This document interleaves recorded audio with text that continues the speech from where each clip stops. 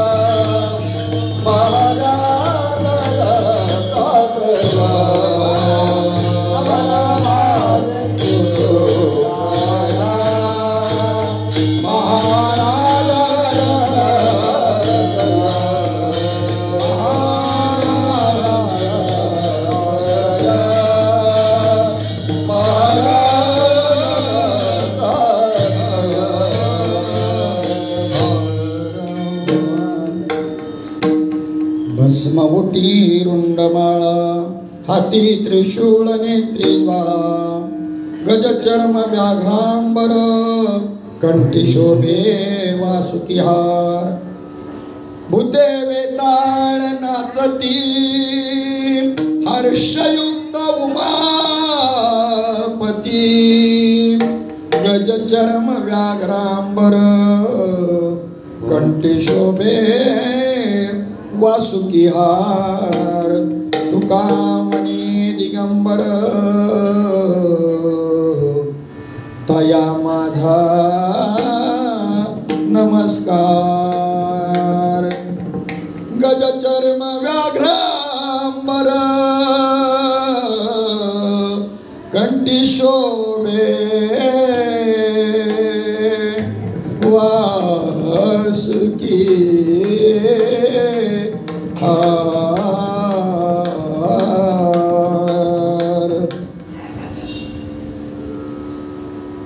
काकुळती येतो हरी क्षणभरी निवडिता तुमची मज लागली सवे ठाईचे नवे नवे गडी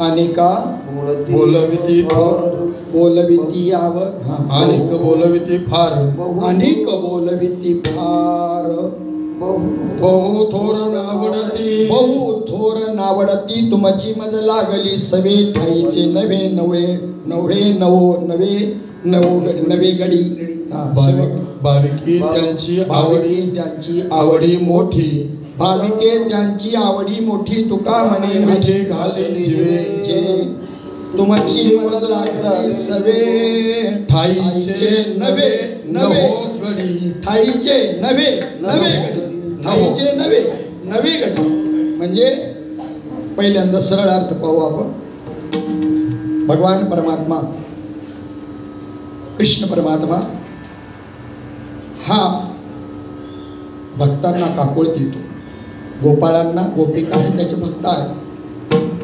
केवढा मोठा अधिकार आहे त्याचा, ब्रह्मांड चालक.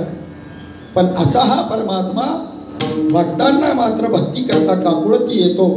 त्याचं कारण म्हणे जन्मजन्मांतरापासून तुमची आमची संगत घडलेली आजकालची नव्हे, तुमची मज लागली सवे. तुमची मला ही सवयच लागून गेली जन्मजन्मांतरापासून तुमच्या संगतीची. ठाईचे नवे नवे गडी, तुम्ही काही नवी गडी नाही, ठाईचेच मूळचेच जुने आहात.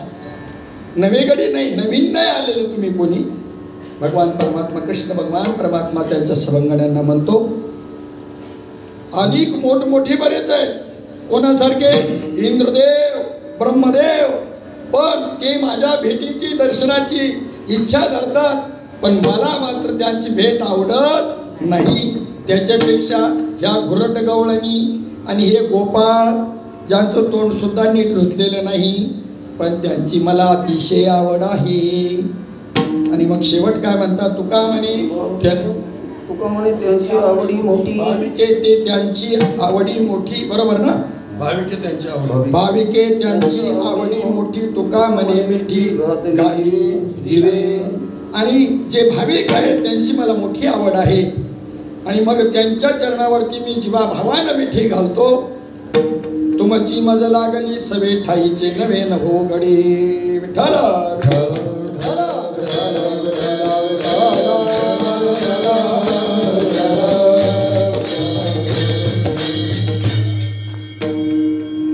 या प्रस्तुत काळी प्रस्तुत ठिकाणी आपण जे साधू संतांच्या हाकेला हो देऊन या ठिकाणी आला, त्याबद्दल सर्वांचं सुस्वागतम.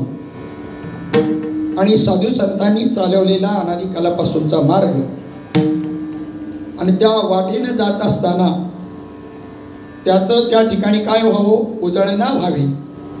निमित्त मात्र काही असू द्या, त्या वाटेने जाताना त्या मार्गाची उजळणी व्हावी, अनादिकालाच्या मार्गाची. या दृष्टिकोनातून या गोकर्ण क्षेत्रामध्ये गुरुवर्य हरिभक्तीपरायण बिभीषण बाबा ठाकूर, हरिभक्तीपरायण सौ वंदनाताई ठाकूर, प्रणव महाराज ठाकूर, सर्व त्यांच्या तिन्ही कन्या, बाकी असलेला सर्व परिवार आणि आपला सर्व साधक परिवार, त्यांच्याबरोबरचा आपण सर्व एकच आहोत. हे सर्व या ठिकाणी आला. आणि आपण कधी आलो, किती दिवस झाले याचं भान आपल्याला नाही. काल मुलाचा वाढदिवस आहे, तिकडून फोन केला त्याने, कॉन्फरन्स कॉल सगळे. आणि मग नाथ म्हणते, बाबा तुमच्या ध्यानामध्ये नाही. म्हणलं तू बाई इथे येऊन बघ माझ्याबरोबर पुढच्या वर्षी, मग समजेल इथे आज दिवस कोणता आहे. हे जर आम्हाला कळत नाही तर तारीख कधी कळायची आहे की नाही. वस्तुस्थिती 2च दिवस झाल्यासारखं मला वाटतंय. आपण फक्त 2 दिवसापूर्वी आले असं मला वाटतं. तुमच्या अंतःकरणाचा भाव काय, तुम्हाला कसं वाटतंय? काल परवा आल्यासारखंच वाटतंय ना. पण गेल्या मंगळवारी आपण निघालोय आणि आज 8 दिवस झाले, तरी पण त्या ठिकाणी आपल्याला त्याचं भान नाही. आठवण आठव गेला भावा भाव झाला स्वदेवा पांडुरंग, झाला स्वदेवा पांडुरंग. काही प्रॉब्लेम नाही. सांगायचं पहिल्याचा अर्थ सांगून मोकळं झालेलं आहे, काही सांगायचं बाकी नाही. तुम्हाला तर सर्व तुम्ही या आलेल्या 7 दिवसामध्ये जे तुम्ही श्रवण केलेलं आहे त्याच्यातून मला वाटत नाही काही सांगायचं राहिलं. फक्त तुम्ही श्रवण करण्या मंडळींनी श्रवण करत्यांनी त्याचा भूमिकेनुसार अर्थ घ्यावा, एवढीच विनंती. विठ्ठल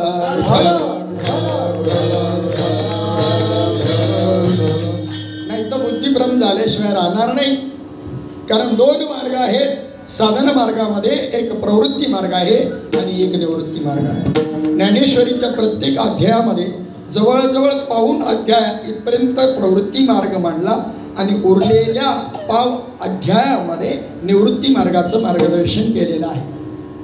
तेव्हा प्रवृत्ती मार्गीयांचं म्हणणं ज्या वक्त्यांनी इथे मांडलं त्यांचंही चूक नाही, आणि निवृत्ती मार्गीयांचं म्हणणं ज्या वक्त्यांनी मांडलं त्यांचंही चूक नाही. मग परत तुम्ही म्हणाल आलाच का तिथं त्या संबळवाल्यासारखं, हे बरोबर, हे आमचं बी बरोबर, तुमचं बी बरोबर, हो तुमचं बी बरोबर, सांभाळवाल्याचं काय चुकीचं नाही. हो, हे दृष्टांत सिद्धांत कधीच नसतात. दृष्टांत पटण्याकरता असतो. भूमिका भिन्न भिन्न आहे की नाही अंतःकरणाची. सांभाळवाल्याचा दृष्टांत कसा चालू शकेल? मी एक दृष्टांत देतो माझ्या पदरचा, हा जर चालला तर सांभाळवाल्याचा बी चालत. दृष्टांत सिद्धांत कधीच नसतो. सिद्धांत पटण्याकरता दृष्टांत असतो. एक रस्त्याने चाललेला असताना मुळामुठा नदी पुण्याची, आणि तो म्हणला एवढ्या लांबून आणि गरका घालून जाण्यापेक्षा मधून लोक जात का नाही. जलपर्णी वाढलेली होती पाण्यावरती. जलपर्णी म्हणजे पूर्व आच्छादित झालं होतं, हिरवगार गवत. म्हणलं इथून सरळ गेलं तर एवढी लांबून जातात, एडीच आहेत लोक. आणि घुसलं जाणार निघालं रस्त्याने चालत. तर तसं त्याच्या खाली काय होतं, जलपर्णीच्या चिखल असतो, चिखल पूर्ण. त्याच्यामुळे तर ती जलपर्णी वाढलेली असते. नुसतं पाणी असते तो गोष्ट वेगळी. आणि जे अडकलं म्हणता, अडकल्यावर तसं वाचवा वाचवा करून हलायला लागल्याबरोबर शेजारून जाणाऱ्या 2 ग्रस्तांनी पाहिलं. हो म्हणले, थांबा मी तुम्हाला वाचवतो, पण तुम्ही एकच करा, हलणं बंद करा, जागेवर तटस्थ उभे राहा, तर तुम्ही वाचाल, नाही तर वाचणार नाही. त्यांनी हालचाल थांबवल्याबरोबर तो खाली ओढला जायचा, खचला जायचा. ते थांबलं, क्रेन आणलं, काही वस्तू आणल्या, त्याला त्यातून सुखरूप बाजूला काढलं. त्याला सोडल्यावर पुढे चालायला लागले. विहीर पाहिली. म्हणलं महिला पाणी ओढत होत्या, पाणी घेतलं. त्यांना सांगितलं 2 अंगावर बादल्या ओढून घेतल्या. आणि ते बादले ओढून घेत असताना जे पडलं विहिरीमध्ये, वाचवा वाचवा पुन्हा बोंबलायला लागलं. त्याबरोबर ते ज्यांनी दोघांनी वाचवलं होतं ते तिथं आले. आल्यानंतर त्यांनी सल्ला दिला, म्हणले भाऊ जरा हातपाय हलव, हातपाय हलव. मला काय विचित्र लोक आहेत राव. हेच दोघं मागाशी होते तेव्हा म्हणले हातपाय हलू नको, आणि आता म्हणतात का हातपाय हलव. काय करावं यांचं, काय करावं, काय म्हणे कोणाचं ऐकावं. तर त्यांचं चूक होतं का, यांचं चूक होतं का? सांभाळ बिंबाळ गेला कुणीकडे गेला, सांभाळ राहिला. आमचं हेच बरोबर राहिलं कुठं. एकच गोष्ट सांगायची आहे. अध्याय 18चे लेख काय, 700 श्लोक, 18 अध्यायांचे लेख. देव बोलिले एक, तुझे नाही. इथून तिथून परमात्मा स्वरूपच आहे. आणि त्या ठिकाणी तुला मला भ्रम झाला, मी जीव आहे असं, तो भ्रम काढून टाकायचा. मूलतः तुम्ही ब्रह्मस्वरूप आहे, बस झालं. इथे जरी जय विठ्ठल केलं तरी झालं. आणि हे जर नाही सांगितलं तर संतांचा निरोप अपुरा राहिला. विठ्ठल विठ्ठल.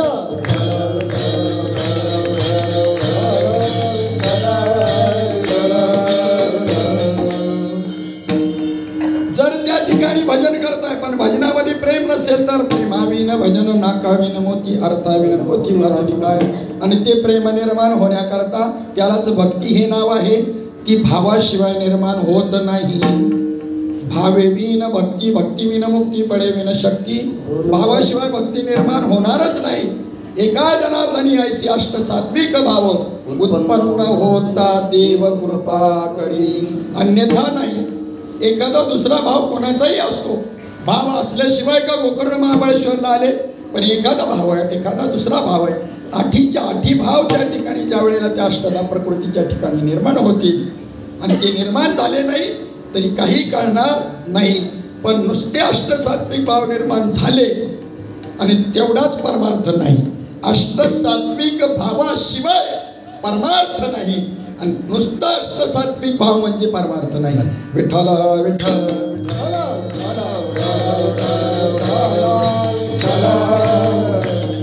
अवस्थेशिवाय जर परमार्थ नाही तर ती गोष्ट तुमच्या ज्ञानेश्वरीमध्ये, संतवाङ्मयामध्ये माऊली सर्व संतांनी सांगितलेली असताना अमृतानुभवाची निर्मिती करण्याचं कारण काय? चांगदेव 65ची निर्मिती करण्याचं कारण काय? नाही तुम्ही शहाणे झाले, आमची दुकानं बसतील. विठ्ठल विठ्ठल विठ्ठल.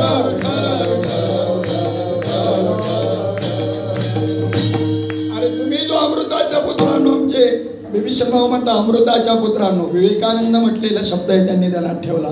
तुम्ही जर अमृताचे पुत्र आहात आणि तुम्ही सगळ्यांनी तो अमृतानुभव घेतलेला आहे बाबांच्या कृपेनं, घ्यायचं कोणी बाकी राहिलेलं नाही. परंतु तधी का वाचायचा आहे? माऊलींनी का केला? मला वाटतं माऊलींची चूक झाली असं. काय करत होती त्यांनी अमृतानुभव चांगदेव 65 करायची? काय आवश्यकता होती? तर एक ज्या वेळेला एक भाव आणि एक गोपी भाव आहे आणि एक राधा भाव आहे. गोपी भावातून राधा भावामध्ये परिवर्तन होत असताना प्रबोधाची गरज आहे.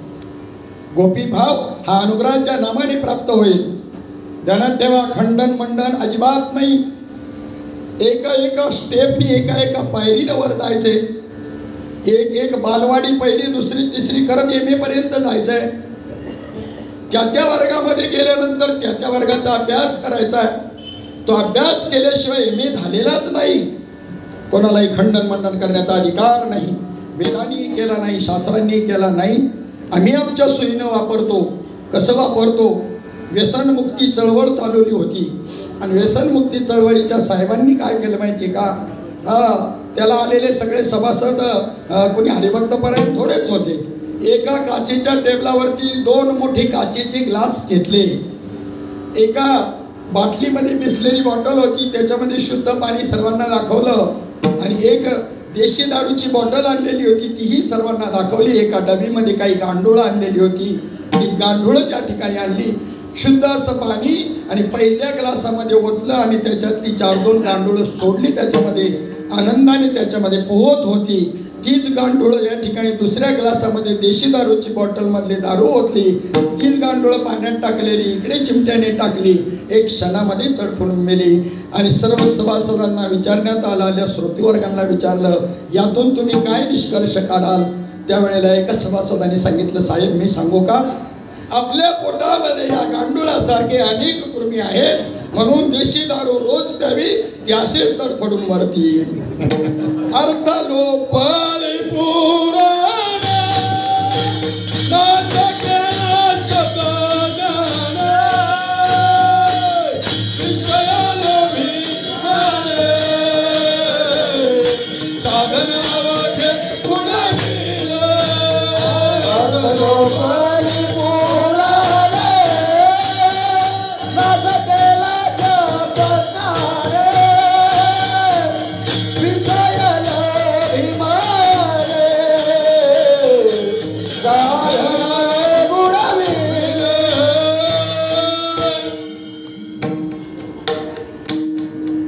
त्या दिवशी हरिभक्तपरायण गुरुवर संपत महाराज यांनी सांगितलं की एकोवी अशी आहे 8व्या अध्यायामध्ये ज्ञानेश्वरीच्या.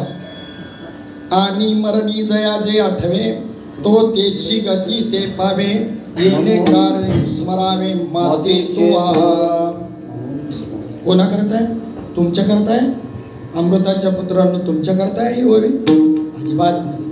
कारण त्याच 8व्या अध्यायामध्ये हे प्रवृत्ती मार्ग अगोदर सांगताना मी सांगितलं, उत्तर जो काही त्या ठिकाणी प्रवृत्ती मार्ग उत्तराध्यायात त्याच्या आहेत त्यावेळेला शेवटी आलेल्या ओव्या पहा आणि मग तिथे त्या ठिकाणी आलेल्या ओव्यांमध्ये शेवटच्या श्लोकाच्या खाली मज तरंगपणासे की नसे हे पानियाशी काही प्रतिभासे हे सगळं सांगत असताना एक ओवी त्याच्यामध्ये आली, विठ्ठल विठ्ठल ऐसिया बोधाचे निसुरवाडे मार्गा मार्गाचे साकडे तया सोहम सिद्धा न पडे योगियासी. कोणत्या मार्गाचं साकडं? तर पहिल्या त्या 8व्या अध्यायामध्ये सुरुवात केल्यापासून अर्चिरा मार्ग आणि दुम्र मार्ग सांगितला. कोणाकरता सांगितला? अमृताच्या पुत्रांकरता नाही सांगितला. अजून ज्यांच्या गळ्यात माळही नाही आणि जे प्रवृत्त सुद्धा झालेले नाही त्यांना थोडीशी भीती दाखवली आणि अर्चिरा मार्गाने देह ठेवल्यानंतर काय गती प्राप्त होते? दुम्र मार्गाने जर प्राण ठेवला तर काय गती प्राप्त होते? थोडीशी फलाभिलाषा दाखवली आणि त्यांना प्रवृत्त केलं. त्यांच्याकरता तो विषय. गुरुवर्य आनंदभूषण तत्वचिंतक भोसले बाबा नेहमी सांगत असतात का, एक दृष्टांत सांगतात की एकच मोठा घास मोठ्या माणसाचा, पण आई त्याचे 20 ठिकाणी घास करते त्या बालका करता आणि ते खात नाही म्हणून त्याच्याकरता काय करते? चिऊ काऊची गोष्ट सांगते. घास महत्वाचा आहे का चिऊ ताईची काऊची गोष्ट महत्वाची आहे? ज्यांना घासच कळला नाही त्यांना कीर्तन काय कळायचं? घास म्हणजे बोध दिला मज सांगा दे मार्ग दाविला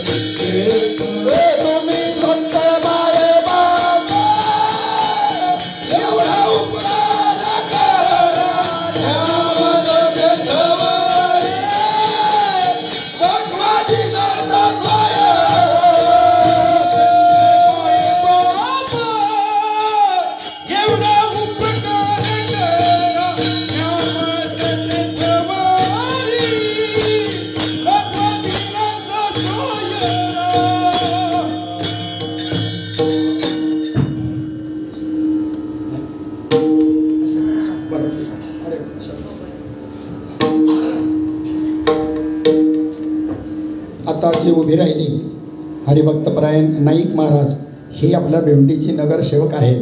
जरा सर्वांनी टाळ्याच्या गजरामध्ये त्यांचे स्वागत करा.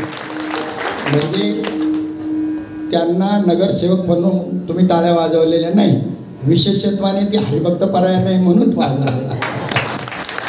तसं पाहिलं तर नगरसेवक होणं सोपं आहे, हरिभक्तपरायण होणं अवघड आहे. हां, विठ्ठल विठ्ठल बोध दिला मज सांगा ते मार्ग दाविला नीट, भ्रांती हे समूळ गेली दिसू लागली वाट, नाचत प्रेम छंदे चालू लागलो सपाट, एका जनार्दनी पावलो पंढरी पेट, तुम्ही संत बाय बाप एवढा उपकार करा, न्यामज तीर्थवरी दाखवा दिनाचा सोयरा. तो बोध जो अत्यंत महत्वाचा आहे. पण इथे जे अज्ञानी आहे, प्रवृत्ती मार्गी आहे, त्यांना त्या बोधाशी काही गेलं नाही. आमचा संसार सुखाचा व्हावा त्यांची काहीही चूक नाही. साधू संतांनी ज्या अर्थी प्रवृत्ती मार्ग मांडलेला आहे त्या अर्थी ते बरोबरच आहे, त्या अर्थी ते बरोबरच आहे. जाळू नये नाव परल्याने पार मागील आधार बहुतांचा, तरुण गेलेल्याने ही नाव जाळून टाकू नये. मागून येणाऱ्या लोकांना त्याचा आधार आहे ना, मागून येणाऱ्या लोकांना त्याचा काय आहे, आधार आहे. या विठ्ठल विठ्ठल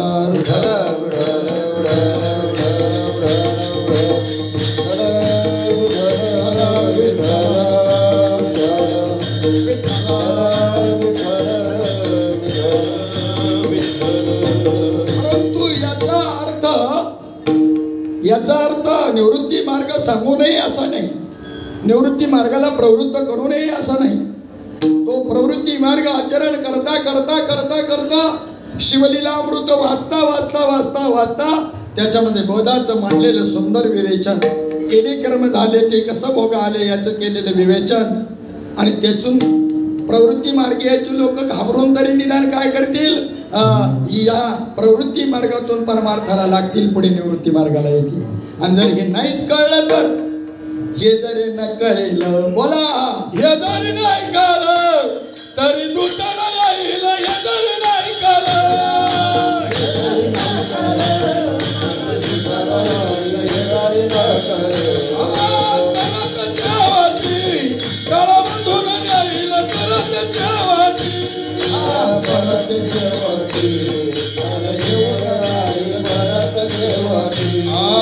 एका जनार्दनी आमचे काय बजाईल, एका जनार्दनी आमचे काय बजाईल, एका जनार्दनी आमचे काय बजाईल, एका जनार्दनी आमचे काय बजाईल, पिंगला माधोरी बोलबोली देखा, पिंगला माधोरी, पिंगला माधोरी बोल बोल बोल, पिंगला माधोरी. हे जरी न कळलं, हे जरी नाही हे कळलं, जरी नाही कळलं, जर नाही कळलं तुम्हाला हे आम्ही काय सांगतो ते दुसरा येईल, दुसरा येईल. दुसरा म्हणजे का, सरते शेवटी काळ घेऊन जाईल, सरते शेवटी एका जनार्दनी आमचे काय बजाईल, पिंगळा महाद्वारी भोईसा बोलतो बोली, पिंगळा महाद्वारी मारती तोडती छोडती यमाचे किंकर, यमाचे किंकर भाऊस आलं पुढे, मारती तोडती झोडती निष्ठुर, मारती तोडती झोडती निष्ठुर यमाचे किंकर भाऊसाल. बरेच मंडळी म्हणतील मग गुहाय मारतातच की, आणि आम्ही बी मरणारच की, पण मरण्याची परी आहे की. हे मरतं तेव्हा काय होतं माहिती आहे का, त्याचे काही नको ते खाल्लेलं नको ते पेलेलं अटकतं अटकतं, रक्ताचं संचलन नीट होत नाही आणि प्राण सहजासहजी जात नाही, असं अंग पिळू पिळू तडफडू तडफडू मरत. काय आलं ही तर आहे मरणाची. बुवा मरतो आणि तुम्ही बी बिगर बुवा बी मरणार आहे, भक्ती न करणारे बी मरणार आणि भक्ती करणारे मरणार आहे. देहाचे जे काही व्यथ आहेत त्याच्यात मात्र फरक असणार आहे. किती फरक असणार आहे? झाकलिया घटीचा दिवा नेनो काय झाला पांडवा, या रीती जो देह ठेवी. अशा पद्धतीनं एखादा पेटरल्या दिव्यावर झाकण जर ठेवलं तो जसं सहज विझून जातो, तर या देहातून प्राण जाताना त्याला कळत की नाही. पण प्रवृत्त होण्याकरता ही यमपुरी सांगितले, प्रवृत्त होण्याकरता हे सावधान प्रवृत्ती मार्गांना सांगितले की देहातून प्राण जाताना जी इच्छा होईल त्यानुसार जन्म घ्यावा लागणार आहे. तेव्हा भगवंताचं स्मरण करा, भगवंताचं स्मरण करा असं सांगितलं जातं. पण निवृत्ती मार्गीयांकरता मात्र त्या ठिकाणी तो विषय नाही. त्यांच्याकरता काय सांगितलं की ही ओवी ज्ञानेश्वरीमधली नोट करा, महाराजांनी सांगितली, मी आठवण करून देतो.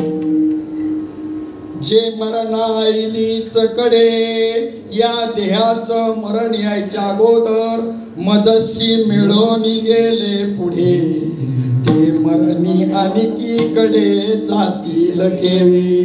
ते या देहाच्या मरणानंतर अजून कुठे जाणार आहेत? कुठेच नाही, आधीच मला येऊन मिळालेले आहेत. उरले ते हरी तुम्हा समर्पण. प्रारब्ध कसंही असू शकतं, पण याच गोष्टीचा आमचा निश्चय होत नाही. मग त्याने असं का केलं आणि तिनं तसं काय केलं? त्याचं नाही चुकलं, तुमचं चुकलं. विठ्ठल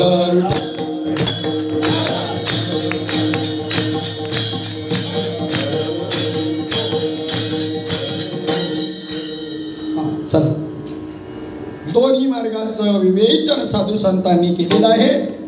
आणि त्या दृष्टिकोनातून जो ज्या मार्गाचा अधिकारी आहे त्याला ती मार्गदर्शन करायचं म्हणजे स्पेशली बी करता येत नाही. कीर्तनाच्या माध्यमामधूनच नकळतपणे दोन्ही मार्गांना मार्गदर्शन करायचं, स्पेशल मार्गदर्शन म्हणून नाही करायचं, करताही येणार नाही.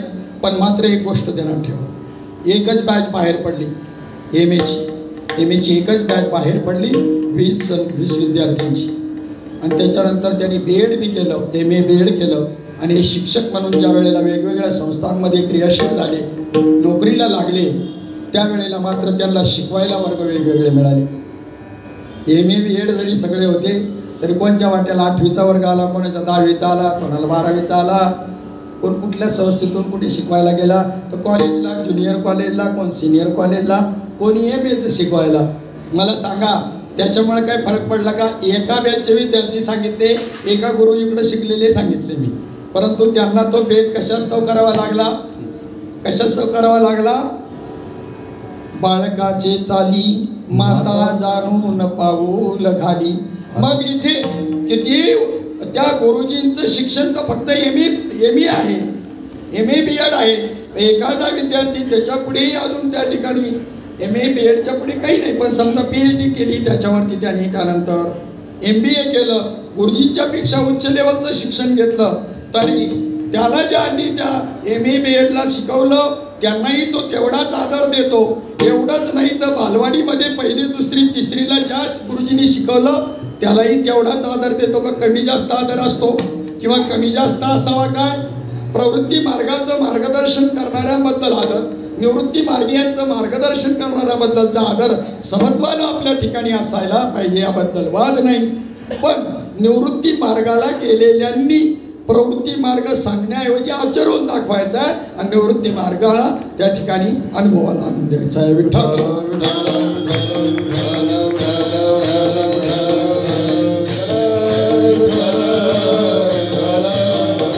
जे सायासे स्तन्यसेवी ते पक्वांनी केवी जेवी म्हणून बाळका जैसी नेदावी धनुर्धरा. आणि हे तुम्ही आपण सगळं करत आलेलो आहे. जन्मजन्मांतरापासून प्रवृत्ती मार्गाचे अनुयायी होतो आपण. त्या पुण्य ते कर्म निष्कामपणे तुम्ही आपण आचरलं, हे सगळं निषेध करण्याचं कारण नाही, ते सगळं आपण आचरलं, निष्कामपणे आचरलं आणि त्या पुण्याईच्या योगानं विषय होऊन गेला. मी वाढवणार नाही. त्या पुण्याईच्या योगानं साधू भेटले, संत भेटले, स्वरूपाचा अनुभव प्राप्त करून दिला. पण गोपी भाव आणि राधा भावामध्ये जेवढा फरक पडतो त्याच्यातला राधा भाव जे निश्चयाच्या संबंधाने सांगितलो तो अतिशय महत्त्वाचा आहे. अक्रूराला गोकुळामध्ये घेऊन जाण्याकरता, आपल्या मथुरेला घेऊन जाण्याकरता काय स्थिती आहे? रात्रीच्या वेळेला आला अक्रूर. अक्रूर एक यादव आहे, परंतु त्या ठिकाणी कंसाकडे नोकरीला आहे, नाईलाज आहे त्याचा. कंसाच्या भीतीनं सर्व त्या ठिकाणी यादववीर हे भूमिगत झालेले होते. आणि म्हणूनच वसुदेवाची एक पत्नी रोहिणी ही मित्र नंद जो गोकुळात आहे त्याच्याकडे ठेवलेली होती सुरक्षेकरता. आणि अशा पद्धतीनं भूमिगत त्या ठिकाणी आणि काही मात्र सेवेमध्ये होते. त्या अक्रूराला जर पाठवलं तर कृष्ण भगवंताला यावंच लागेल आणि आल्याशिवाय राहणार नाही. त्यांच्या कुळातला आहे म्हणून त्याला आणण्याकरता पाठवलं. गोकुळामध्ये संध्याकाळच्या वेळेला आणि ज्या वेळेला अक्रूराला पाहिलं त्यावेळेला सगळं गोकुळ गलबलून गेलं. काय अरिष्ट आहे, दूत आलाय तो कंसाकडचा आहे, काय घडेल कशाकरता आलाय सांगता येत नाही. भीती अंतःकरणामध्ये निर्माण झाली. नंदाच्या वाड्यावरती आला अक्रूर, मित्र आहे नंदराजा, राहिला. सांगितलं कंसानी धनुर्याग यज्ञ आरंभलेला आहे आणि दोन्ही राजपुत्रांना यांना कृष्ण आणि बलरामाला घेऊन जायचे अशी ऑर्डर आलेली आहे. तुम्ही पण या सगळे सर्वांना आमंत्रण आहे, पण यांना मी पुढे घेऊन जातो, तुम्ही नंतर या. आणि त्या पद्धतीने निरोप सांगितल्यानंतर नंद आणि यशोदेची काय अवस्था झाली असेल. सकाळच्या वेळेला तर या सगळ्या गवळणी नंदाच्या वाड्याच्या भोवती त्या नंद गावामध्ये सगळ्या जमा झालेल्या आहेत. अक्रूराच्या रथावरती ज्या वेळेला परमात्मा बसलेले आहेत त्या गोपिकांची अवस्था पहा कसा आहे. गोपी भाव तो रथी चढले वनमाळी आकांत रथी चढले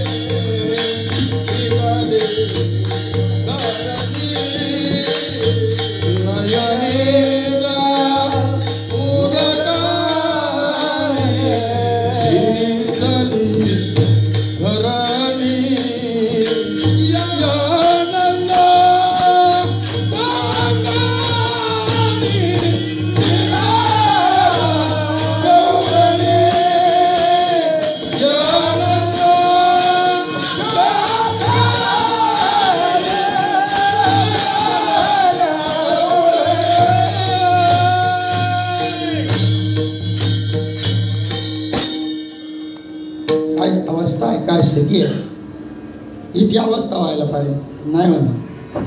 आम्हाला सवय लागली एका विशिष्ट चालीला अवस्था झाली पाहिजे, एक विशिष्ट विषय मांडला पाहिजे आणि एक विशिष्ट बाबासमोर पाहिजे. सगुण प्रेम आहे कोण नाही म्हणतं, बरोबर आहे सगळं. गोपी भाव सांगून राहिलो आहे मी, हा गोपींचा भाव आहे. आडेवा पडल्यात रथाच्या पुढे. कसं तरी त्यांचं निवारण करत करत गोकुळाच्या बाहेर अक्रूराने रथ काढला. कृष्ण भगवंतांनी त्यांना विनवणी केली, त्यांना बी काकुळकी येतो हरी बाजूला करतोय. आणि बऱ्याच अंतरावर गेल्यानंतर रस्त्याच्या मध्ये सुद्धा नाही, रस्त्याच्या कडेला राधा उभी आहे. तिला मला वाटतं ह्या अवस्थेचा अनुभव नसल, गोपिकांना होता त्या अवस्थेचा अनुभव तिला नसल असं वाटतं का.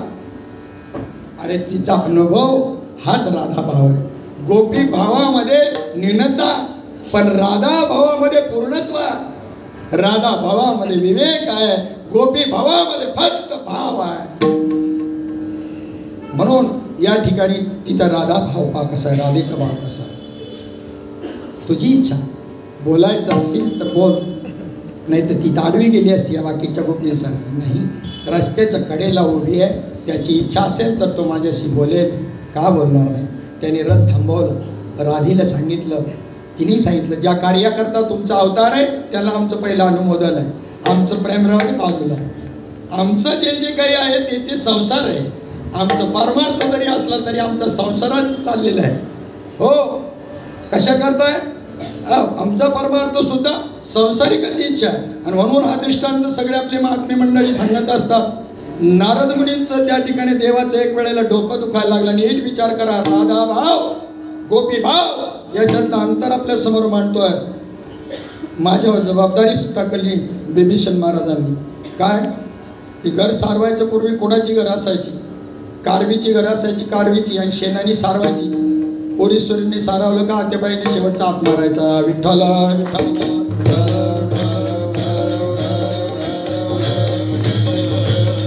मी मला आत्याबाई म्हणत नाही, तुम्ही बोला, तुम्ही केलंय मला तुम्ही म्हणता. जुने बाबांच्या काळातले जाणकार, बाबांची संगती प्राप्त झालेले मानता ना, म्हणून माझ्याकडे तुम्ही आत्याबाईचं काम दिलं. कुठं जर काही कमी जास्त राहिला असेल तर बरोबर लिहून घ्या, सारखं करून घ्या. हे शेवटी माझ्याकडे दिलं. माझ्यावर लय अवघड काम सोपवलं.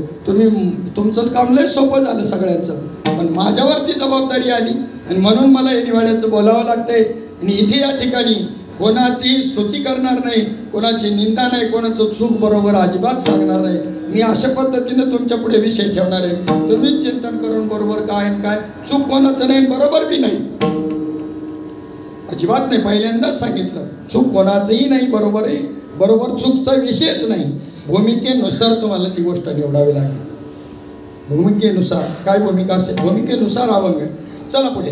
मग तिनं त्या ठिकाणी काहीही बोलत नाही. कृष्ण भगवंतानी सांगितलं, राधे तू म्हणते तसं मी माझं कार्य करून लवकरच आणि या ठिकाणी तुमच्या भेटीला या ठिकाणी येतो. तिनं साष्टांग दंडवत घातला आणि भगवान परमात्म्याने नमस्कार केला. अक्रूराला ऑर्डर दिली. हिच्यामध्ये तो भाव होता, पण अतिशय सूक्ष्म असा भाव होता. तो आता त्या ठिकाणी लोणचं मुरल्याचं प्रत्येकजण सांगतो, पण लोणचं काय मुरूनच द्यायला तयार नाही. आम्ही लोणचं मुरल्यानंतर गोड लागतं, बाबा सांगायचे. तसं ती अवस्था प्रबोध देण्याचं कारण काय? प्रबोध देण्याचं कारण काय? मार्गदर्शन कोणाला जास्त गरज आहे? PhDचे MAचे वर्ग, BAचे वर्ग ही कॉलेज जास्त नसतात. थोडेच लोक असतात मार्गदर्शन करणारे बी. त्याचे कॉलेज बी कमी, विद्यार्थी बी कमी, पुढे जायला मागतच नाही तिथून पुढे माणसं. मग गोपी भावातून राधा भावामध्ये प्राप्त व्हायचे म्हणजे विवेक तयार झाला पाहिजे. सगळं बरोबर आहे, पण बाबा म्हणायचे बुधवारी बाबा, आणि त्या ठिकाणी निश्चय होत नाही म्हणजेच विवेक तयार होत नाही. आणि चांगला विचार तर केला तर याचा अर्थही बी चांगला विचार म्हणजे विवेक. त्याला ज्ञान मारावं लागतं तेव्हा विवेक तयार होत असतं. ज्ञान मारावं लागतं. ज्ञान कोणतं मारावं लागतं? ब्रह्मज्ञानच, पण ते वृत्तीत आल्यामुळे ते वृत्ती ज्ञान झालं. वृत्ती मारावी लागते का ज्ञान मारावं लागतं? ज्ञान नाही मारावं लागत. म्हणलं जातं ज्ञान मारावं लागतं, पण मी म्हणून वृत्ती मारावी लागते. वृत्तीपणाने शिल्लक नाही राहिली पाहिजे. तुका म्हणी गंगा सागर संगमी अवघ्या झाल्या उर्मी एकमय किंवा एकरूप. अशा पद्धतीची वृत्ती आणि त्याला सूक्ष्म भाव होता. हा स्थूल भाव जो आहे, हा स्थूल भाव याचं त्या ठिकाणी तर वर्णन केलं. आणि हेच कार्य साधू संतांनी केलंय, यात वाद नाही. सर्व साधू संतांचं अष्टसात्विक भाव निर्माण करणं आणि अनादिकालचा बोध देऊन ते प्रेम निर्माण करणं आणि त्या भावाचं रूपांतर प्रेमामध्ये होणं विवेक असेल, याची अत्यंत गरज आहे. म्हणून अनुग्रह आणि प्रबोध ह्या दोन त्या ठिकाणी क्रिया ठेवल्या. अनुग्रह आणि प्रबोध ह्या दोन क्रिया कशा करता ठेवल्या? मग इथे ज्ञानाचा सागर हे म्हणत असताना काय म्हटलं? म्हणतात ज्ञानाचा सागर सखा माझा ज्ञानेश्वर. ज्ञानाचा सागर सखा माझा ज्ञानेश्वर. ज्ञानाचा सागर सखा माझा ज्ञानेश्वर. ज्ञानाचा सागर सखा माझा ज्ञानेश्वर. सखा माझा अर्थाला पुढचं बी घ्यायचंय ना मला. त्याच्या पुढे मला मयूरी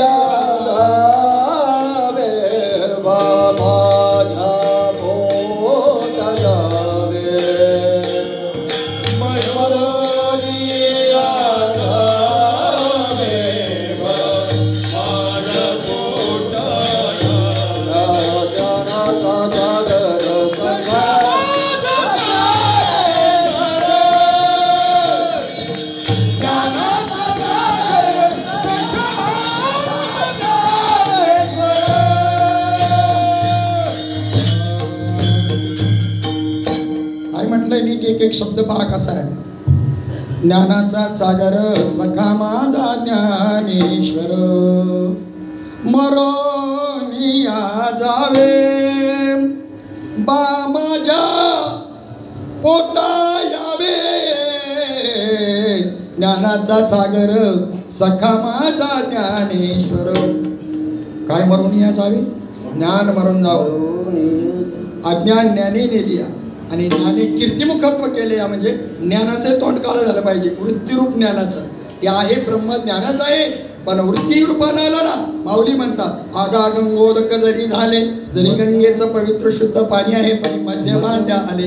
पण जर दारूच्या बाटलीमध्ये आलं तर त्याचं संगती त्याला लागते. त्या पद्धतीनं वृत्तीमध्ये तुम्हाला ज्ञान अनुभवाला आलेलं आहे म्हणजे वृत्ती त्या ठिकाणी दूषित आहे, तिचा संग त्याला झाल्याशिवाय राहणार नाही. तुम्ही म्हणाल ज्ञान एवढं गाढ प्रगाढ आहे, नाम एवढं प्रचंड आहे ब्रह्मास्त्रासारखं, हेही एकीकडे सांगता आणि पुन्हा असं म्हणता मात्रेमध्ये फरक पडतो ना भाऊ. तुम्ही किती मात्रेचं औषध सेवन केलं याच्यामुळे फरक पडतो ना. एक काडी आहे माचिसमध्ये आणि विजता विजता ती त्या ठिकाणी पेटवता पेटवता विजली. तुम्हाला कशाची राग करायची होती ती राहिली. दुसरं माचीस नाही, जवळगाव नाही, दुकान नाही, काय नाही. पण त्याच ठिकाणी ती काडी तमाम काम केल्याशिवाय राहणार नाही का? पण राहिलंच असं नाही. तुम्हाला जेवढा पर्याप्त अग्नी पाहिजे तो त्या ठिकाणी तिच्या ठिकाणी आहे, पण नाही ती मात्रा कमी आहे. मग अशी दोन्ही भाग आहे. एक अनुभव असा आहे की आपणासारखे करीत काळ. त्याच तुकोबारायांचा दुसरा अभंग असा आहे की तुका म्हणे ते न चले तातडी, प्राप्त काळ घडी आल्या विना. म्हणजे याच्याबद्दल काही राजर आहे ती त्याचा वापर करून घेतात. तुका म्हणे येते न चलते तातडी. हे दोन्ही प्रमाणे साधकांकरताच आहे, त्यांच्याकरता काहीच नाही. त्यांच्याकरता फक्त चपात्यान भात आहे. विठ्ठल विठ्ठल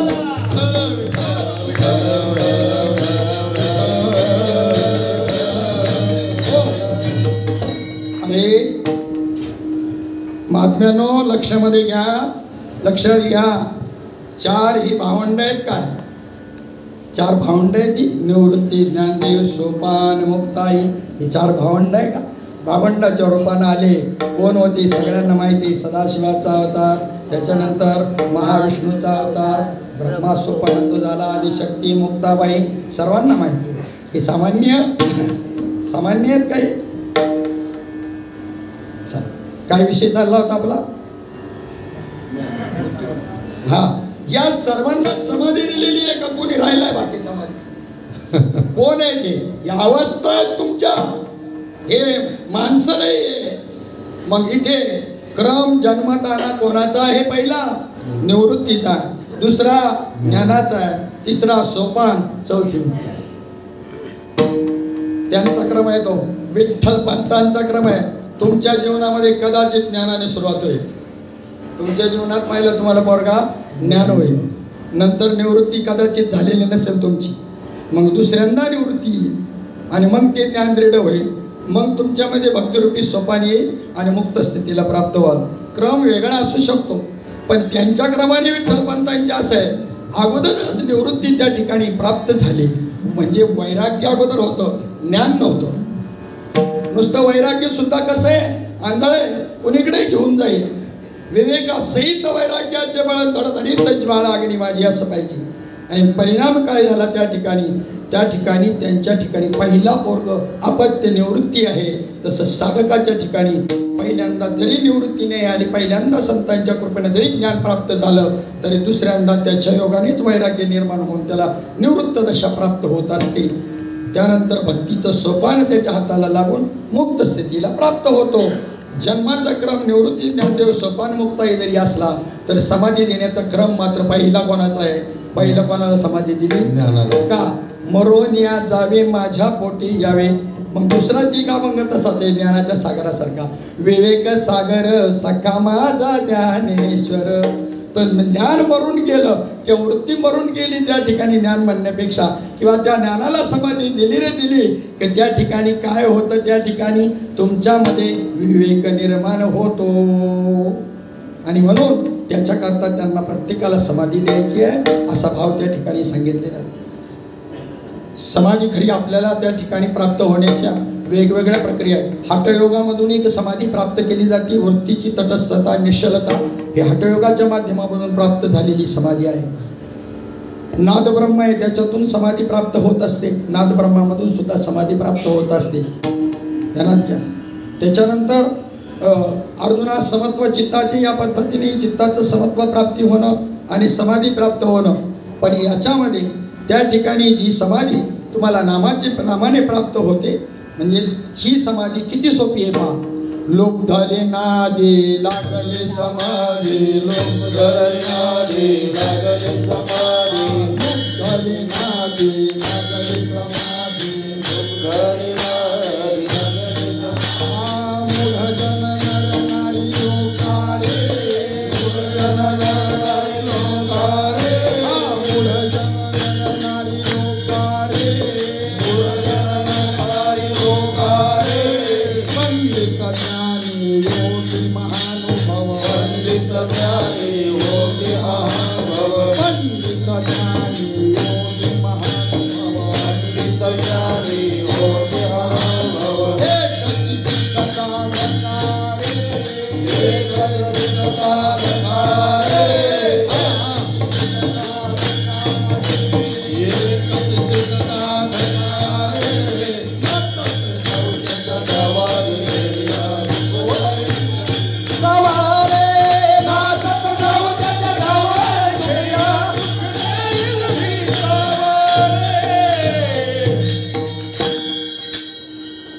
एखाद्या महाराजांना विचारलं, आम्हाला समाधी लावायचं शिकवा.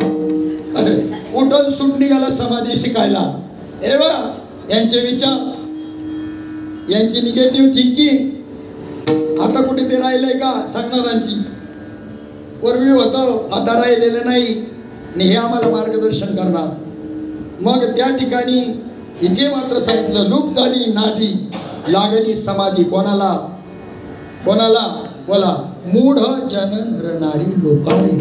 मूढातले मूढ, तुका म्हणे अशी बुद्धी ज्याची जड त्यावणी दगड बरा देवा.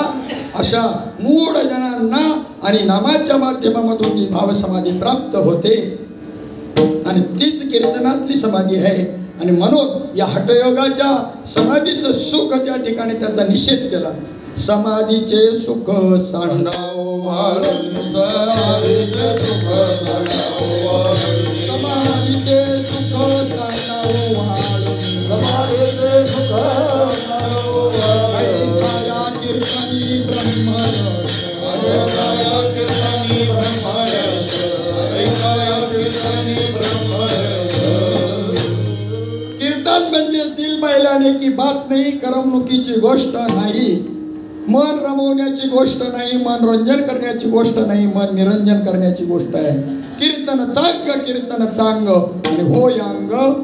हा कीर्तनामध्ये कीर्तनकारांना माहिती, तेही सांप्रदायिक कीर्तनकारांना ज्यांना बोध प्राप्त झाला त्यांना कीर्तनाचं सुख विचारायचं.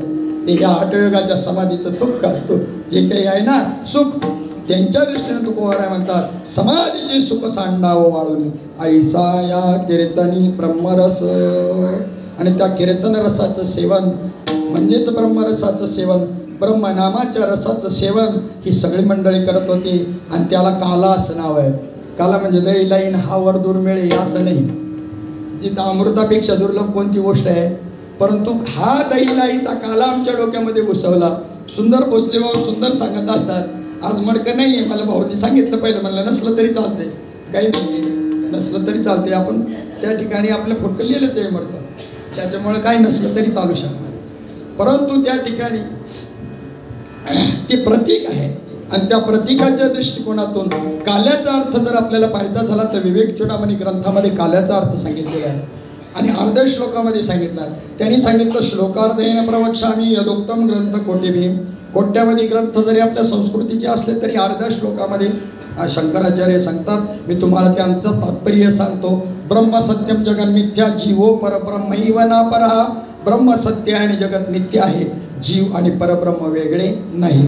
जीव ब्रह्म परब्रह्माच्या ऐक्याचा अनुभव आला, पण जगत्वाचा विषय होत नाही. म्हणून अमृतानुभव आणि चांगदेव 65 वाचायची. आमचा प्रॉब्लेम तोच आहे. बाबांनी बैठकीमध्ये हेच ग्रंथ आपल्या समोर मांडले. अमृतानुभव चांगदेव 65 चिंतना करता ज्ञानेश्वरी भागवत हे ग्रंथ त्या ठिकाणी आपली काय या ठिकाणी प्रस्थानत्रयी आहे. बाबा सांगितले ज्ञानेश्वरी भागवत आणि गाथा ही आपली प्रस्थानत्रयी वारकऱ्याची. गीता उपनिषद वेदांत ही जी काही आहे ही संस्कृत प्रस्थानत्रयी आहे. पण आपली मात्र मराठीमधून जर प्राकृताच्या दृष्टीनं ज्ञानेश्वरी भागवत आणि गाथा ही प्रस्थानत्रयी आहे. आणि त्या दृष्टिकोनातून आमचा जगत्वाचा विच्छेद होत नाही आणि तो निश्चय होत नसल्यामुळे आम्हाला अखंडतेकडे वाटचाल करता येत नाही. राधा भावाकडे आम्हाला जाता येत नाही. गोपी भावाची अवस्था आम्हाला प्राप्त आहे. आणि तो गोपी भाव म्हणजे गोपी चंदन लावणे. गोपी भाव म्हणजे गोपी चंदन लावणे. तुम्ही गोपी तलाव जर पाहिला द्वारकेला गेल्यानंतर तर त्या ठिकाणी त्या गोपिकांनी त्या ठिकाणी भगवंतांनी देह ठेवला म्हणल्यावर त्यांनी त्या तलावामध्ये उड्या घेतल्या आणि त्याच्यापासून जो काही त्या मातीपासून जो काही गंध हे तयार झाला तो गोपी भाव. हे पौराणिक दृष्टीनं बरोबर आहे. पण आध्यात्मिक दृष्टीनं गोपी भावाचा अर्थ जर सांगायचा म्हणलं तर तुकोबरायांचा जो हा अभंग आहे. गाई गोपाळ यमुनेच्या तटे, गाई गोपाळ यमुनेच्या तटे, येती पाणी आम्ही दोन्ही जगते, येथे पाणी आम्ही दोन्ही जगते. जेणू चौगुणा खेळती वाळवंटी, जेणू चौगुणा खेळती वाळवंटी, सदा सला मनसी पाऊस दे, ऐसा गोपीनाथा नामाचा नाही, ऐसा गोपीनाथा नामाचा नाही. सदाच मनसी पाऊस ऐसा गोपिकाचा मधुर नाही, ऐसा गोपिकाचा मधुर नाही. चेंडू चौगुणा म्हणजे चौथ्या गुणामध्ये खेळत होते. गुण तसं पाहिलं तर 3च आहे. त्रिगुणासार निर्गुण सार. पण माऊलींना माहीत नाही का चौथा गुण शुद्ध सत्व गुण आहे. माऊलींना माहीत आहे. म्हणून त्या चौथ्या गुणाची अवस्था जी भक्तीची लक्षणं ती माऊलींनी संजयाच्या अवस्थेमधून भगवंताच्या अर्जुनाच्या अवस्थेमधून उलगडलेली. तुमची ती जी सत्व अष्टसात्विक भावाची अवस्था आहे ती शुद्ध सत्वगुणाची अवस्था आहे. आणि त्यालाच गोपीचंदन म्हणायचं ह्या अभंगामध्ये आलेलं आहे. गाई गोपाळ यमुनेच्या त्याच्यामध्ये ती अवस्था पहा कशी आहे. दंत धावनाचा मुखा माझी हात, दात घाशीत असले ना त्या गोपीला. वादे वाजती नाही के जन्मात, करी श्रवण श्रीकृष्ण वेणू गीत, स्वामी तुकयाचा पूर्वी मनोरथ. त्याच्या अगोदरचं चरण आहे. चिरे चोळिया त्या धुता विसरती, वस्त्र धुत असताना अशाच तटस्थ अवस्था राहायची. ऊर्ध्व लक्ष लागले कृष्णमूर्ती, कोणा नाठवे हा कोण कुळ याती, झाल्या तटस्थ सकळा नेत्र पाती हो. याला म्हणतात गोपीचंदन. आम्ही इथं गंधगोळ्या उघडतो गोपीचंदावला म्हणतो. मग बाबांना म्हणावं लागायचं होतं नव्हतं त्याचं पिऊन पिऊन वाटोळा केलं. भाग्याचा होतो म्हणून वाचलो, आले लोकांचे केसाने गळे कापले. देवा पाठीवर मार पण पोटावर मारू नको, आणि या भाद्रामध्ये हिंमत असेल तर कमवून घेईल. असे गंधगोळ्या उगाळणारे नेमेळ बसायचा. ध्यानात ठेवा. कोणीतरी एक सांगतो, एक जण मेला होता, गंधाचं महत्व सांगताना सांगतो बरं का. आणि एक जण मेला होता आणि झाडाखाली पडला होता आणि कावळ्याने त्याच्या कपाळावरती शी केली. मग यमदूत आले, म्हणले नाही रे हा भक्त दिसतो आणि ह्याच्या याने गंध लावलेला, एवढ्या बावळट यमदूत कुठंच नाही विठ्ठल.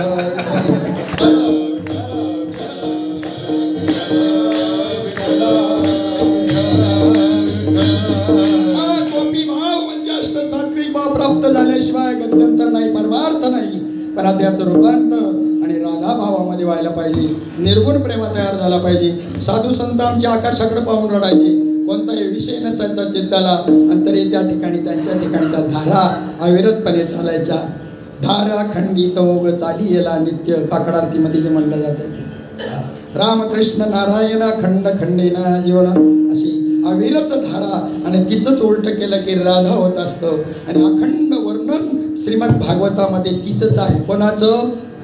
भक्तीचं. राधेचं नाव सुद्धा नाही, पण तिलाच राधा म्हणतात. राधेचं स्वरूप सांगितलं काय? भक्ती. राधा शब्द उच्चारला, शुकमुनींना त्या ठिकाणी लगेच समाधी लावायची. आम्ही मोठमोठ्याने गुरुच्या नावाचा गजर करतो.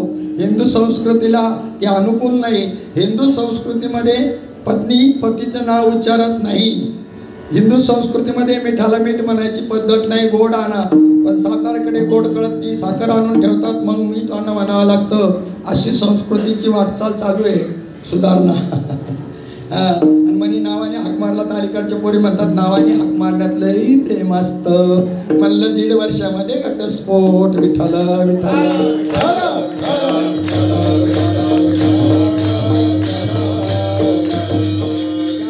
गोपी भाव राधा भावातला फरक आपला विषय चाललेला होता. आणि नवनाथ ग्रंथामध्ये कथा आलेली आहे. एक किती मोठा अवतार आहे. भरतरी आविर्होत्र नारायणाचा अवतार आहे. घाबरू नका, शुल्लक पाप झालं इकडून तिकडून छिटपूट तुमच्याकडून, तर घाबरू नका. एवढं मोठं नाही भरतरी इतकं. परदारगमनापर्यंत गेलेला आहे. वेश्यागमनापर्यंत भरतरी गेला आविर्होत्र नारायणाचा अवतार. आणि तुम्हाला मला जर तुका म्हणे आम्ही झालो अग्निरूप केलं तर पाप पुण्य लागेल का? मी समर्थन करत नाही त्या कृत्याचं समर्थन करत नाही, वाईट वागण्याचं. पण तुम्हाला आणून ठेवलेल्या भूमिकेचं समर्थन केल्याशिवाय राहणार नाही. याचा अर्थ तुम्हाला ती करायला मी समर्थन करतो असं त्याचा अर्थ घेऊ नका. कोणाला आणि कोणाला नाही हे मी उलगडा करून जातो. 18व्या अध्यायात सांगितलं काना वचनाची भेटी सरिसाची परिक्रीटी वस्तू होऊन उठी कहून एक जो. गुरुच्या मुखातून ती नाव आलं आणि याच्या कानावर पडल्याबरोबर तत्स्वरूपाला प्राप्त झाला. त्याला वेदही शिकू शकत नाही. त्यालाच, फक्त त्यालाच काही सेकंदानं, मिनिटानं, तासानं, नंतर जर होत असं 3 महिने, जास्तीत जास्त 3 वर्षाचा काळ सांगितला आहे. विसोबा खेचराला 3 वर्षाच्या कालावधीमध्ये नामदेवराय होण्याच्या, नामदेवरायाचे गुरु होण्याची पात्रता आणली. जास्तीत जास्त किती 3 प्रकार. पेट्रोल बुद्धी आहे. एवढ्या अंतरावर पेट्रोल असलं इथं गाडी ओढली तरी ओढील, ते अग्नीला ओढील. ज्यांची पेट्रोल बुद्धी आहे, कानावचनाची भेटे, त्याला वेदही शिकू शकत नाही. पण प्रारब्ध शेष आहे. कसंही कर्म त्याच्याकडून घडू शकतं. विवेक चुडामणी ग्रंथामध्ये विषय आला. त्याच्या व्यावहारिक द्वैत जातका राहतं. आम्ही लय संभ्रमात आहे. असं आहे सकट याद ठेवायची नाही. ठाण्याच्या मेंटलमध्ये आणल्या यांना उमगाना काही काय म्हणू, काय करावं काय कळत नाही. 10 वेळा सांगावं लागतं. आणि त्याला आम्ही विधेय अवस्था म्हणतो. विठ्ठल विठ्ठल विठ्ठल.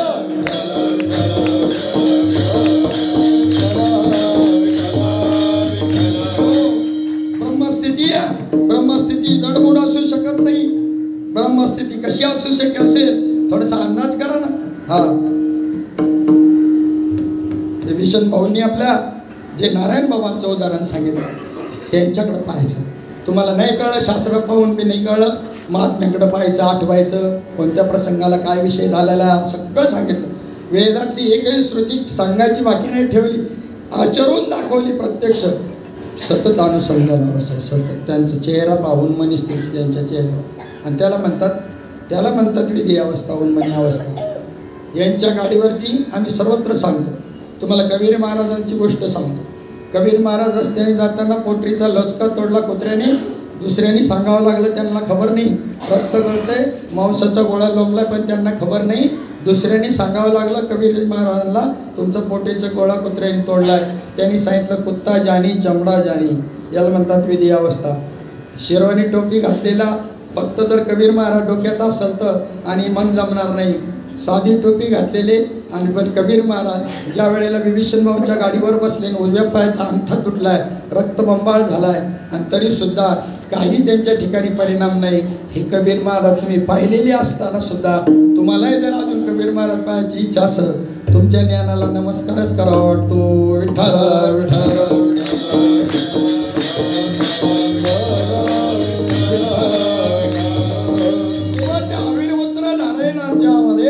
त्या ठिकाणी एक घटना त्या ठिकाणी घडली त्या भरतरीनं. आणि त्याच्या अनेकच त्या ठिकाणी स्त्रिया होत्या. आणि त्यानंतर एक पट्टराणी पिंगला नावाची होती. आणि त्या पिंगलीच्या संबंधानं तिला सहज विचारलं, तुझं माझ्यावर किती प्रेम आहे, शब्दात वर्णन करू शकत नाही.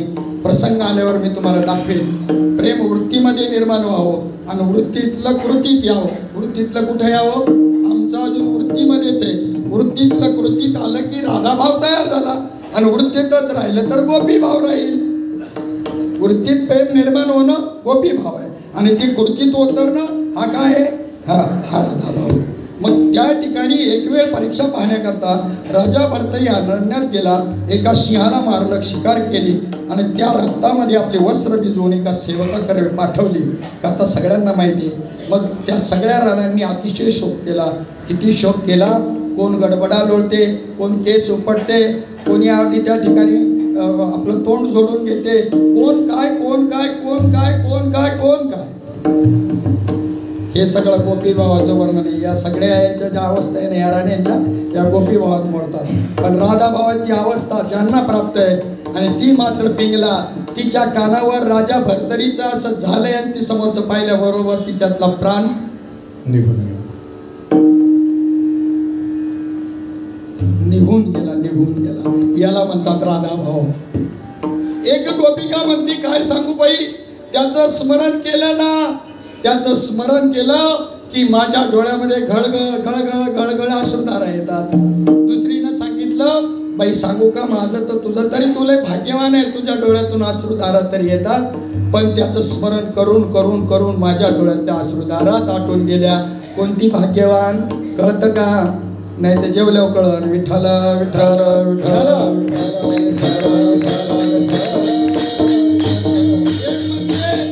मी कधी झोपेल असं मला झालंय. मला कायम, मी तशी आळशी नाही, परंतु कधी झोपेल असं मला झालंय. झोपल्यानंतर तो कृष्ण कन्हैया माझ्या स्वप्नामध्ये येतो, राच रचतो, मला तो आनंद देतो. दुसरी म्हणते खूप भाग्यवान आहे तो. अगं त्याचं स्मरण करून करून माझी झोपच उडून गेली. कोणती भाग्यवान आहे? भाग्यवंतांनो, कोणत्या गोष्टीचं समर्थन किती करायचं आणि कोणती गोष्ट कधी प्रबोध किती वेळेमध्ये होणे गरजेचं आहे,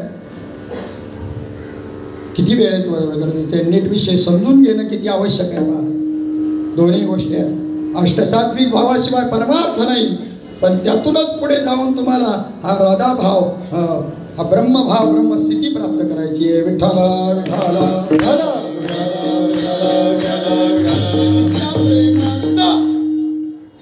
हरी भुकेला आहे. थोर प्रेमाचा भुकेला म्हणा. थोर प्रेमाचा भुकेला अची दुष्काळ तयाला, अची दुष्काळ तयाला, अची दुष्काळ तयाला.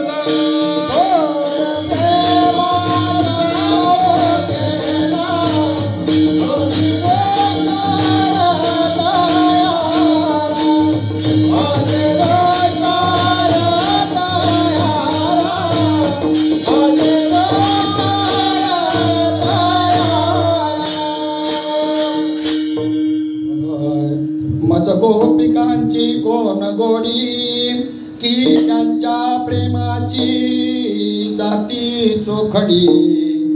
या लागी मज त्यांची आवडी अति गाडी उद्धवा.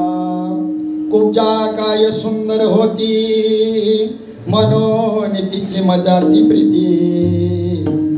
राधा प्रार्थी वना प्रती, काय विषयासक्ती लागोनी. पांडवाच्या वाचे मी काय लागे, त्यांची वेवटी सोसियाने गे. मी सुदाम्याच्या पाया लागे, काय त्याचे निपांगे पांगलो. माझी काय हीन झाली शक्ती, मज गोपिका धावे बांधती. की त्यांच्या प्रेमाची जाती, मी स्वये श्रीपती पोखितसे.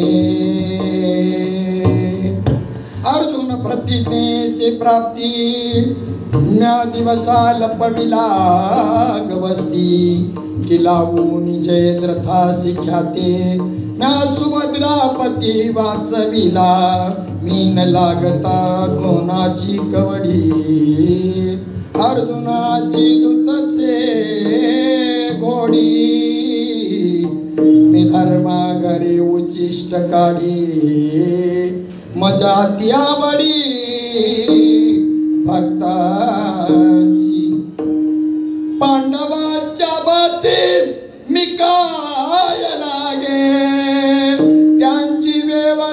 सोसी अनेगे झालं.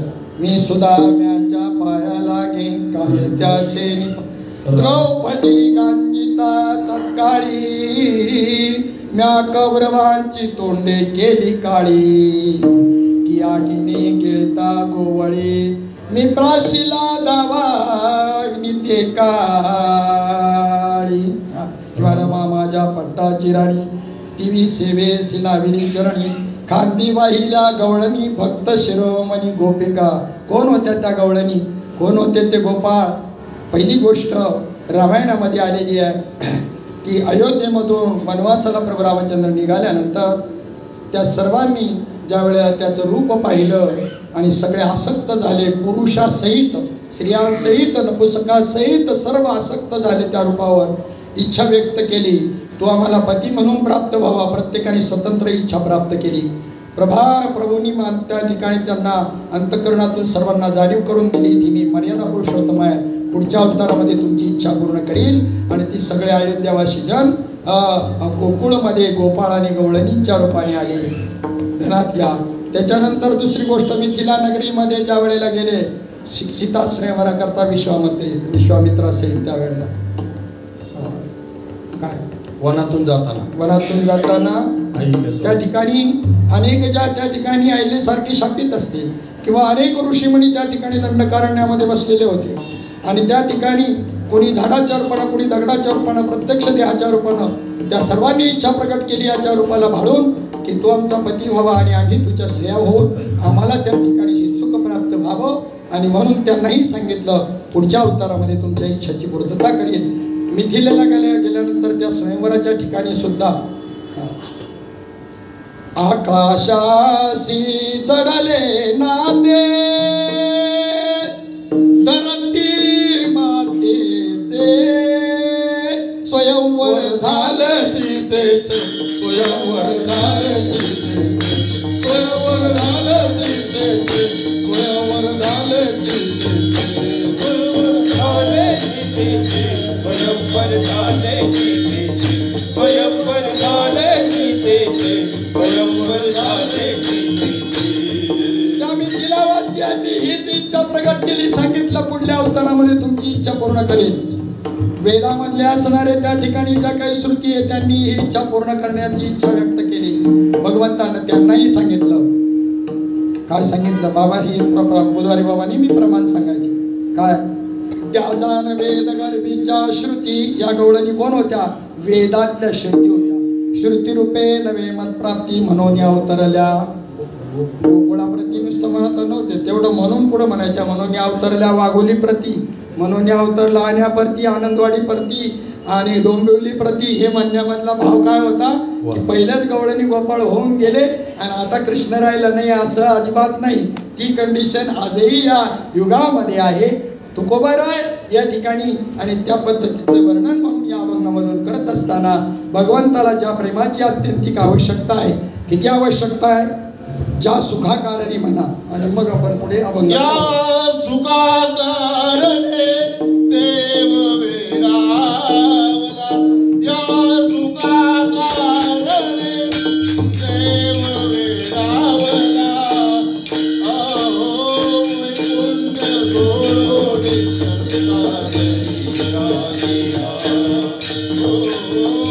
वैकुंठ सोडोनी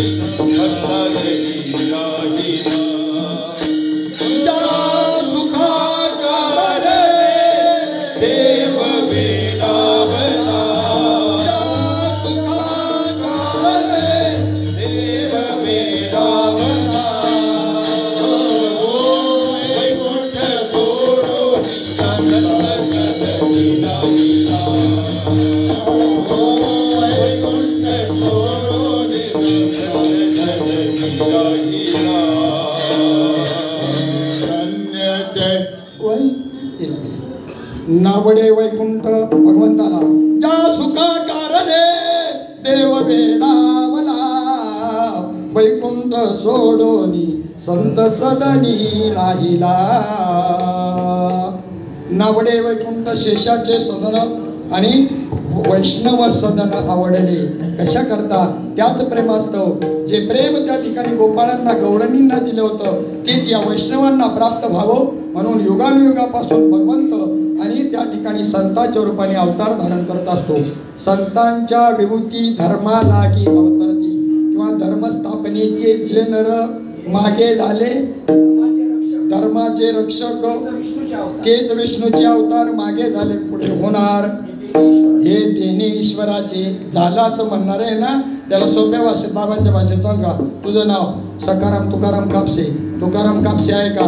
मरून म्हणले 10 वर्ष झाली. मग त्याचं नाव कशाला लागतो? म्हणजे मग बिन बापाचं नाही का होणार? म्हणजे आता कशी कळ लागली आणि संतांचं राहिलं आहे म्हणायला लाज नको वाटायला. त्या ठिकाणी स्वतःच्या कुळाचा नाश करून घेतला. स्वतःच्या कुळाचा स्वतःसहित नाश करून घेतला. पण संतांचं कुळ रक्षण करताना शेवटच्या क्षणाला उद्धवाला आलेला कृष्ण जाता आहे जातो नाही. आणि मग तो तिथे असताना त्या ठिकाणी सांगितलं पहिला बद्रिका समाजाला जा. इथं असं घडणार आहे. तुला जे भागवत तत्वाचं ज्ञान दिले त्याचा प्रचार प्रसार करायची जबाबदारी तुझ्यावर आहे. जबाबदार व्यक्तीनं नीट बोलावं असं सगळ्यांनीच सांगितलं. कोणाला सांगितलं काय माहिती? विठ्ठल सगळ्यांनी सांगितल्यामुळं प्रश्न पडला. कोणाला सांगितलं ते कळलं नाही मला. पण प्रत्येकाने समजायचं मला सांगितले. जबाबदार माणसाने प्रत्येकाने समजायचं हे मला सांगितलेले. चला पुढे. आणि मग त्या सुखाकरता भगवान परमात्मा त्याचं मूळ स्वरूप काय? हो त्याचं मूळ स्वरूप 3 प्रमाणाद्वारे आपल्या पुढे मांडून अभंगाकडे आपण वळूया. मूळ स्वरूप कसं आहे त्याचं सगळ्यांना माहिती. अव्यक्त निराकार नाही ज्या आकारा पण अव्यक्त आकारा आले गुणवंत घाली दंडवत बोलवण्या आला नावा रूपा तुका म्हणे झाला सोपा अनिला रूपा बळे करुणी खडे हरदाशी. भरपूर प्रमाणात एकले न कंठेची म्हणून या येणे केली निर्माण 14 भुवने गगनचंद्र सूर्य तारांगणे 5 भौतिके भिन्न भिन्न ओ ऐसा लाघव्या माया सूत्रधारी. इकडे बघा तिकडे नका. त्यांनी मोबाईल उचललाच अय्यर बाबाकडे आणून दिला पाहिजे तर मी कॉमेंट्री सांगतो न पाहताही तुम्हाला कळत. विठ्ठल विठ्ठल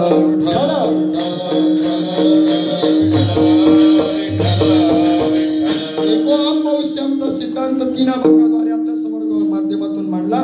एकले न कंठेची म्हणून येणे नवते एकना दुसरे काही यासी होता लपुनिया बोलिया कुशी काहीच नोळ कोणी आपणाशी तोची येथे येऊनी झाला विनाशी हो रूप धरिले सगुण चांगले किंवा नव्हे तिची कैसे झाले रे खेळला नाही तिची दिसू लागले रे अरूप होते ते रूपाशी आले जीव शिव नाम पावले रे. ही सगळी प्रमाण काय सांगतात? आम्ही त्या अव्यक्ताचं उपासना ध्यान करू शकत नाही. त्याला गंध लावायचं म्हणलं तर कुठे लावणार बरं? आणि म्हणून आमच्यावर विशेष कृपा दृष्टी ते निरुपाधिक ब्रह्म ईश्वर रूपाला आले मायेचा अंगीकार करून हे आपल्याकरता सोपं झालं. आणि असा जो काही त्या ठिकाणी हरी हा व्यापक सर्वगत हा तव मुख्यत्वे वेदांत. हरी कशाला म्हटलेले? व्यापक ब्रह्मतत्वाला म्हटलेलं आहे. आणि तो कृष्ण रूपाने त्या ठिकाणी अवताराला आला. आणि या सुखाकरता सवंगड्यांना काकुळती येतो. अभंगाचं प्रथम चरण. काकुळती येतो हरी काकुळती येतो हरी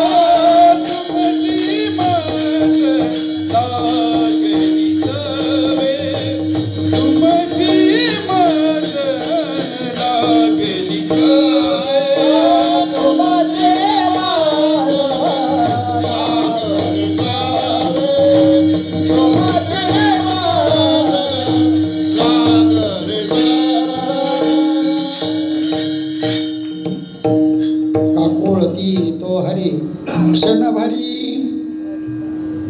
वेगळा काय निवडिता. थोडा वेळ जरी त्याला आपल्यातून त्याला त्या सौंदर्याने बाजूला टाकलं तर त्यांच्या पाया पडायचं. काकोळती यायचं, मला तुमच्यात खेळ द्यावा, तुमच्याशिवाय मला कोणही नाही तरी तुमच्याशिवाय. बाबा म्हणायचे सांगा ही माणसे चालायला जागा नाही, पण किती जणांना सांगितलं कोणी ऐकत नाही. हो तुम्ही मंडळींनी ऐकलं, खरोखर तुमचे किती उपकार आहेत. आणि हाच भाव इथे बाबांच्या ठिकाणी, हाच कृष्णाचा भाव आहे. काकोळती येतो हरी क्षणभरी निवडिता. थोडा वेळ जरी बाजूला निवडलं तरी. गोपिकांच्या संबंधाने उदाहरण सांगतो आणि गोपाळांच्या संबंधाने उदाहरण सांगून पुढे जातो. गोपिकांच्या संबंधाने उदाहरण जर सांगायचं जर म्हणलं, ज्या वेळेला रासक्रीडा चालू होती, सर्व जे काही ब्रह्मचारी गोपिका, ग्रस्ताश्रमात गोपिका आहेत, वानप्रस्थ संन्यासी आश्रम या चारही आश्रमामध्ये गोपीभाव प्राप्त झालेले साधक आहेत, त्यांना त्या सर्वांकरता त्या गोपींच्या करता रासक्रीडा केलेल्या आहेत. ब्रह्मचारी गोपिकांकरता त्या ज्या वेळेला कात्यायनी व्रत करतात, उपवर्ती न झालेल्या अशा मुली 8 वर्षाच्या आतल्या, त्यांच्याकरता ते वस्त्रहरणाची लीला त्या ठिकाणी केली.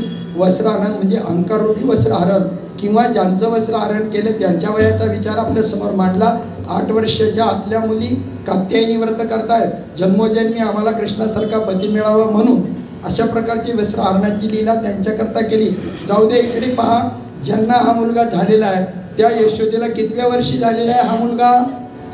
80व्या वर्षी. आणि राधेचं वय काय आहे? 60 वर्ष. भगवान परमात्म्याने 8 वर्षापर्यंत सगळ्या लीला करून तो द्वारकेला गेला.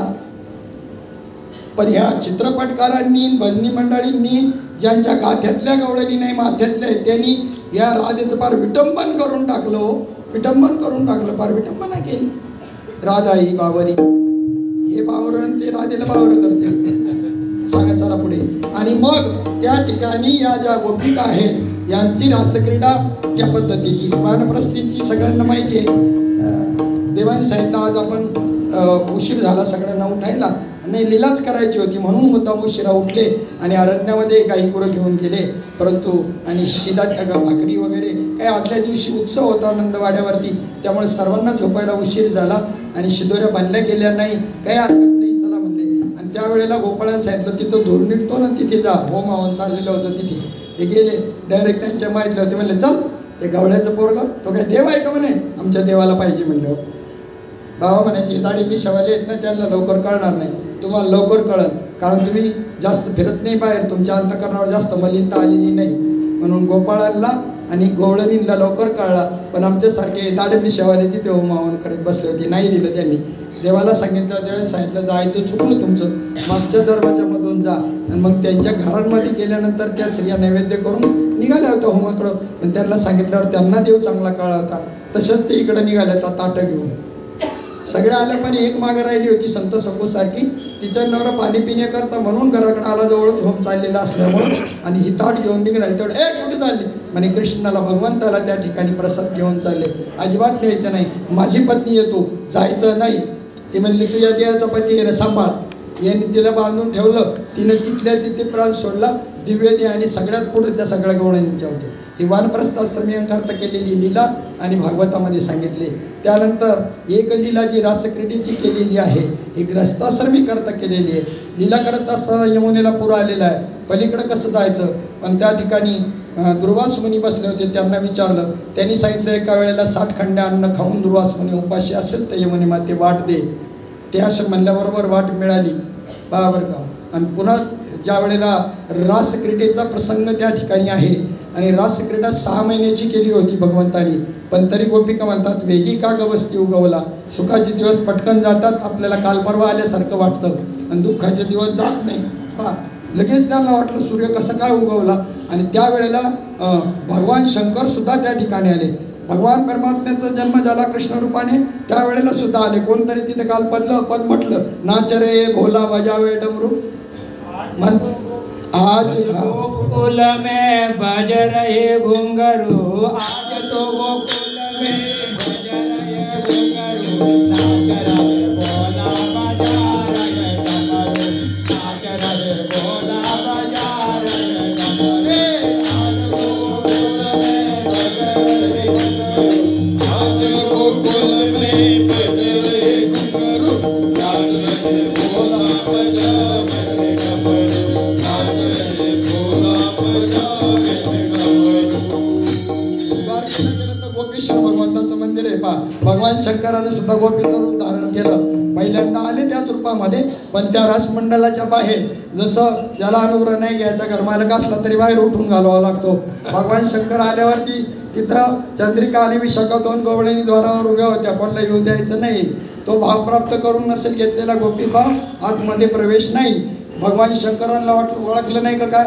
तुम्हाला चांगलं ओळखतो, साष्टांग दंडवत आहे तुम्हाला, पण आम्हाला ऑर्डर आहे तुम्हाला आत जाता येणार नाही. मग काय करावं लागेल? गोपी बनून जावं लागेल. त्याला काय करावं लागतं? म्हणजे अनुग्रह घ्यावा लागतो. काहीही करी अशी तयारी पाहिजे. चांडाळाच्या घरी सुद्धा ज्ञानाकरता जावं असं शास्त्र सांगतं. आणि त्या ठिकाणी त्याला शरण गेल्यानंतर मग मला तो गोपीभाव प्राप्त करून द्या. त्या विशाखाने त्या अनुग्रह दिला. अष्टसात्विक भाव म्हणजे गोपीभाव प्राप्त झाले. शिवाय मग त्याला वस्त्रालंकाने एका गोपीसारखं नटवलं, आतमध्ये घेऊन गेले. आणि तरी भगवान परमात्म्यानं बरोबर त्या ठिकाणी आणि भोलेनाथाला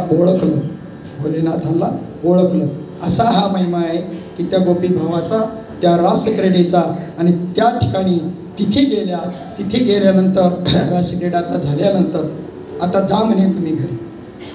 म्हणले नाही जावंसं वाटत. ते हलायला तयार नाही, काहीच बोले ना, प्रतिक्रियाच व्यक्त करेना. मग त्या ठिकाणी तो त्यांना शास्त्र सांगू लागला. अरे तुम्हाला मी एक शास्त्र सांगतो, स्त्रियांना गुरु करण्याची काही आवश्यकता नाही. पतीला गुरु मानून तुम्ही त्यांची सेवा करायची, तुम्हाला सद्गती प्राप्त होईल. सैनिकाला कोणत्याही प्रकारे मोक्षाकरता स्वतंत्र प्रयत्न करण्याची गरज नाही. आपलं कर्तव्य करत असताना त्यांनी देह ठेवला, त्यांना मोक्ष प्राप्ती होते. बाकीच्यांना मात्र करावं लागलं. असं ज्या वेळेला त्यांना त्या ठिकाणी सांगितलं, कोणाला?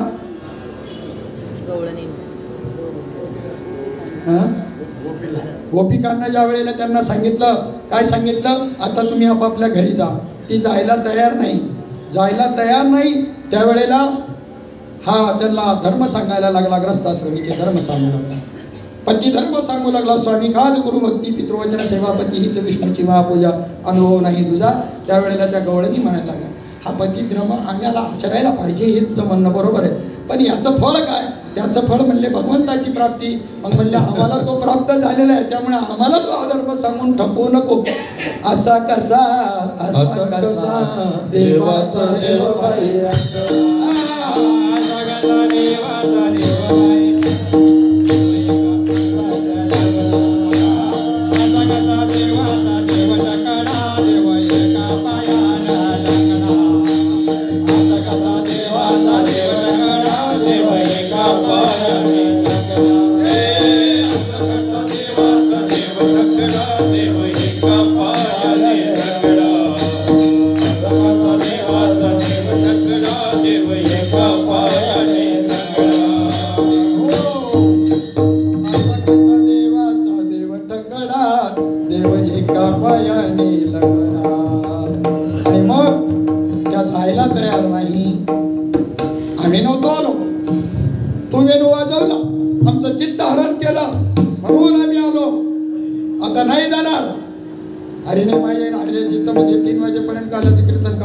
सगळं सांगायचं म्हणलं. एक प्रमाण दिलं, 5 झालं.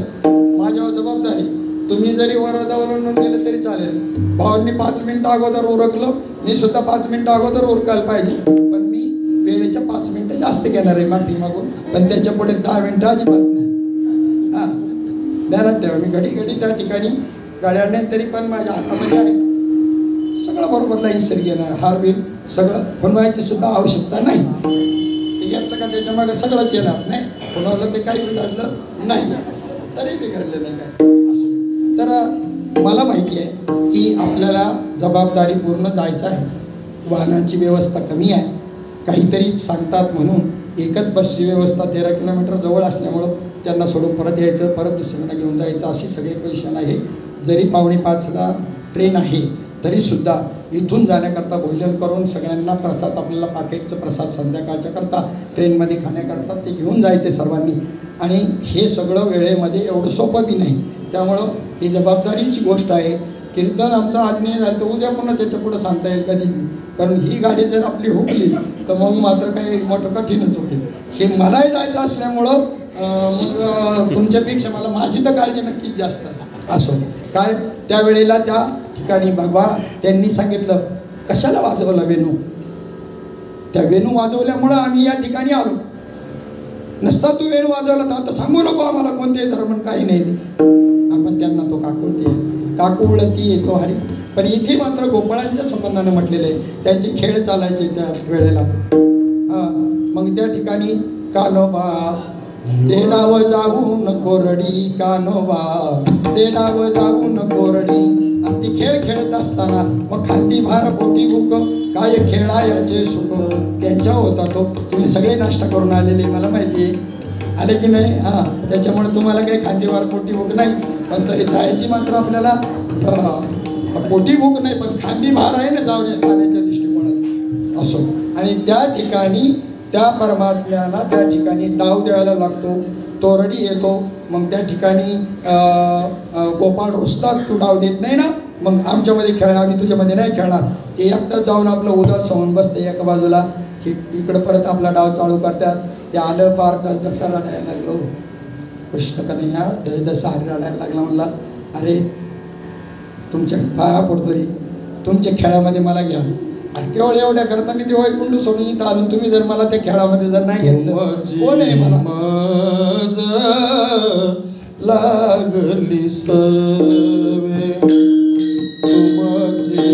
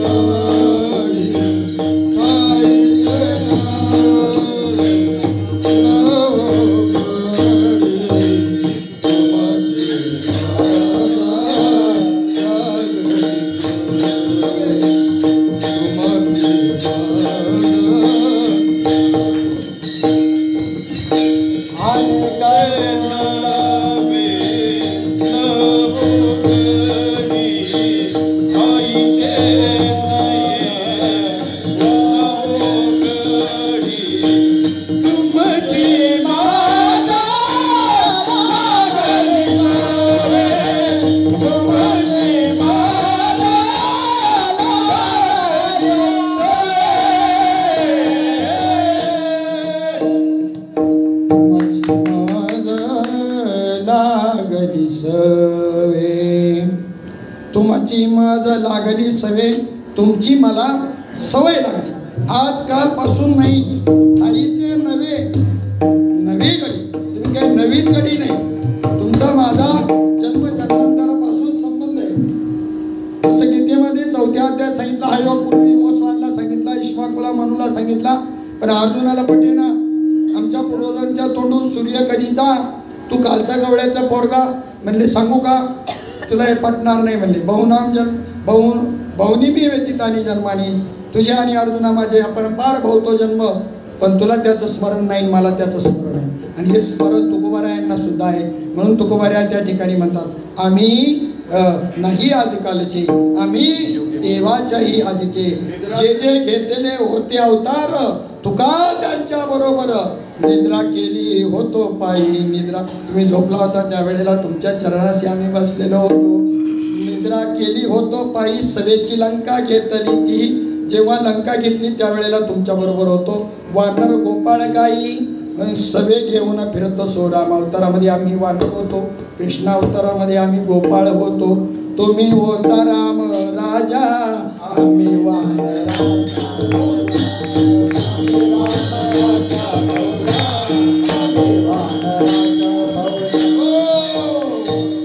कदाचित तुकोबाराय जांबुवंत असतील तर तुम्ही साधं माकड का होईना, तुम्ही आपण सगळे ज्यांनी ज्यांनी गोष्ट प्राप्त केली, हे साधं चिमुकलं माकड का होईना, दगड का होईना, झाड का होईना, त्याला प्रभूचा स्पर्श झालेला. म्हणून सद्गुरू श्रीपाद बाबा रामदास बाबा भेटून तुम्हाला अनुग्रह प्राप्त झाला. सर्वांना माहिती, आपण सर्वज्ञ श्रोते आहात म्हणून सांगत बसत नाही. असा हरी म्हणतो, तुम्ही नवे गडी नाही, तुमचे आपले जन्मजन्मांतरापासून संबंध आहे. तुकोबरायांचा संबंध चौयुगांचा भक्त नामा उभा कीर्तनी पाठी मागे डोळे झाकून उभी तेजनी वळवंटापासून महाद्वारापर्यंत हिरण्यकश्यप कुळी नामा प्रल्हाद भक्त. तिथे प्रल्हाद कृतयुगामध्ये होता तेव्हा पद्मिनी नावाची मी दासी होते. जनाबाई म्हणते त्रेतायुगामध्ये तुम्ही अंगद होता तेव्हा मी मंथरा नावाची दासी. भरताने मला लात मारली ती मंथरा मी होते. द्वापार युगामध्ये कोण होते तुम्ही? बोला. तुम्ही कृष्ण आणि नामदेवराय उद्धव होते आणि मी कोण होते? खूपजा होते. त्याच्यानंतर कलियुगामध्ये ते नामदेवराय आणि मी दासी जनी असा हा चौयुगांचा संबंध त्या ठिकाणी सांगितला. ठाईचे नवे नहो गडी, नवीन नाही हे जुनंच आहे जन्मजन्मांतरापासूनचं. आणि आमच्या संगतीकरता आमच्या संगतीकडे भडे भरे वेलावलेले आहेत. सांगू का एक इंद्राची आणि ब्रह्मदेवाची गोष्ट शॉर्टकटमध्ये? इंद्राने त्या ठिकाणी आणि मुसळधार पाऊस पडला. खरंच हा देव आहे का पाहण्याकरता? हा खरंच देव होता का? आता सगळ्यांना माहिती आहे. याने गिरिगोवर्धन करंगळीवरती धरला आणि गोकुळवासी यांचं रक्षण केलं. हा तर नंबर 2चा. 1 नंबरचा ब्रह्मदेव त्यांनी भगवंताची गाई वासरं आणि बलरामाची गाई वासरं वगळून हे सर्व वगळून बाकीचे सगळे गोपाळ त्यांची गाई वासरं सत्यलोकाला नेऊन ठेवली. 1-2 दिवस नाही 1 वर्षभर भगवान खरंच ते कृष्ण हा पूर्ण ब्रह्माचा अवतार, पूर्ण अवतार रामकृष्ण म्हणतात असल्यामुळं पूर्णत्वाने त्याने सगळी जशीचं तशी रूपं, तशीच गोंगडी ज्याची त्याची, घोंगरं काठी, काय ठिकाणी भाकरीचं फडकं, फार सगळं चराचर स्थूळ समर जंगमे बापुनी राहिला कळ बाप रखमा देवीवर विठ्ठल सकळ गोविंद हो माय गोपाळ हो असा हा परमात्मा खरंच ते असल्यामुळं सत्यलोकामध्ये मात्र त्या ठिकाणी ब्रह्मदेवाला कळलं नाही. मग पण तिथे बी यांनी सांगितलं होतं आजकाल एक डुप्लिकेट ब्रह्मदेव तयार झालेला आहे, येईन तुमच्याकडं बघा सांभाळा असा. त्या ब्रह्मदेवाला त्यांच्या सेवकांनी मारला डुप्लिकेट म्हणून. ओरिजिनल होता ते सुद्धा कृष्ण आहे. त्याची पुरती खोड मोडली. वरून डोक्यावर पाहिलं गोकुळातले व्यवहार वर्षभर झाले कसे चालले असतील, सगळं आलबेल चाललं होतं. हे दोन्ही मंडळी काल्याची असे एवढंच काय देवजळी झाले मासे. पण त्या ठिकाणी म्हणतो मासे व्हायला यांना जमलं, गोपाळ व्हायला काय धाड भरली होती यांना. मोठेपणा प्रतिष्ठा वारकरी संप्रदायाच्या आध्वर्य धोंडा महाराज यांची कन्या बाबा बंडोबाच्या कुळामध्ये दिलेली होती. आणि त्या ठिकाणी त्यांनी बंडोबाबांना विनंती केली मला हा विषय समजून घ्यायचा आहे पण माझं नाव कोणाला सांगायचं नाही. महात्म्याच्या मुखातून ऐकलेले गोद्वारे बाबांच्या मोठ्या बाबांच्या. त्यांनी सांगितलं जमणार नाही, मी उलट दौंडी पेटून सांगणार. धोंडा महाराजांनी अनुग्रह घेतलेला आहे. हो डुम डुम डुम डुम डुम डुम. मग त्यांनी घेतला नाही. प्रतिष्ठा आली. आणि पुन्हा मग बापू गुरुजी हे बी ब्राह्मण होते. ब्राह्मणाकडून घ्यायचा तिकडून घ्यायचं नाही, त्यांच्याकडून अनुग्रह घ्यायला गेले. त्यांनी त्यांना दिला, ते मात्र जातीवर गेले. आणि त्यानंतर त्यांनी नारद भक्तिसूत्र लिहिलं. कोणी? धोंडा महाराजांनी. आणि पहिलं वेळाची वेळी अंगणी उभी ठेरे या विरळीवरती कीर्तन केलं. अक्षरशः अशी काही अवस्था त्या ठिकाणी त्यांची धोंडा महाराजांची झाली होती. आणि ब्रह्म नारद भक्तिसूत्र लिहिलं. त्यात मी भक्ती कशी असावी हे सांगताना यथाव्रज गोपिकानाम, तुमची भक्ती गोपिकांसारखी असावी असं उदाहरण त्या ठिकाणी दिलं. मग असे आहेत ना हे मोठे मोठे काकुळती येतात पण त्यांना मात्र त्या ठिकाणी त्यांची संगती या हरीला आवडत नाही. अभंगाचं 3रं चरण. बोलवे पार तुम्ही बोलवे पार अधिक बोलावीत फार अधिक बोलावीत फार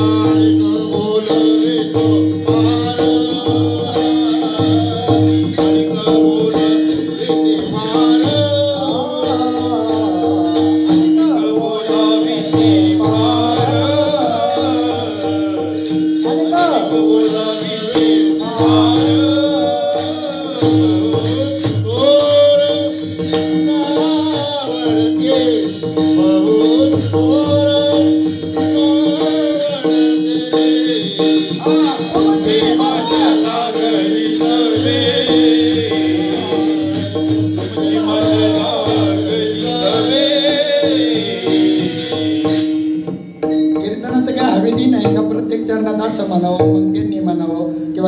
लग्नाच्या आधी चाल घ्यावी असं काही विधी नाही, पण कोणी बनवलं काय माहिती, त्याची काही आवश्यकता बी नाही. वेळ झाल्यावर बाबा डायरेक्ट विठ्ठल विठ्ठल भजन घ्यायचे, तुमचा आपला वेळ वाचवण्याकरता हरकत नाही. चला, असे मोठे मोठे बी ज्याच्या संगती करतात त्या ठिकाणी इच्छा करतात, परंतु त्या ठिकाणी त्यांना त्या ठिकाणी तो त्यांच्या हाताला येत नाही, त्यांची संगती हरीला आवडत नाही, पण भोळ्या बाबड्यांची भाविकांची संगती आवडते. शेवटच्या चरणामध्ये त्या ठिकाणी म्हणतात, तत्पूर्वी आपण भजन घेऊया.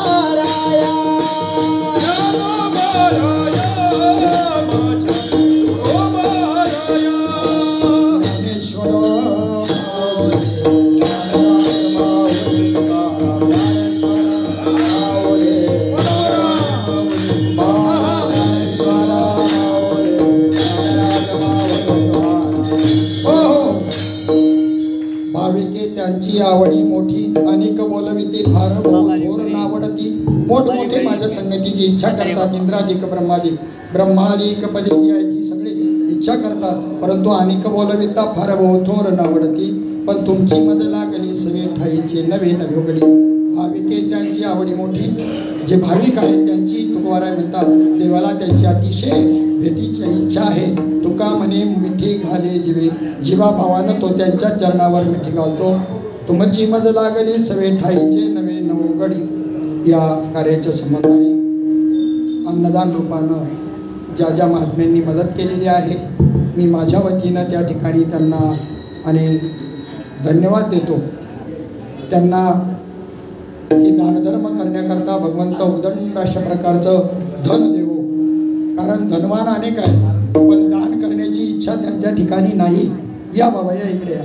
दान करण्याची इच्छा त्यांच्या ठिकाणी नाही, आणि यांच्याकडे दान करण्याची इच्छा आहे ना, भगवंता यांना उदंड धन दे. आणि यांच्याकडून अशा प्रकारची परमार्थ प्रेमी सर्वांची सेवा घडो.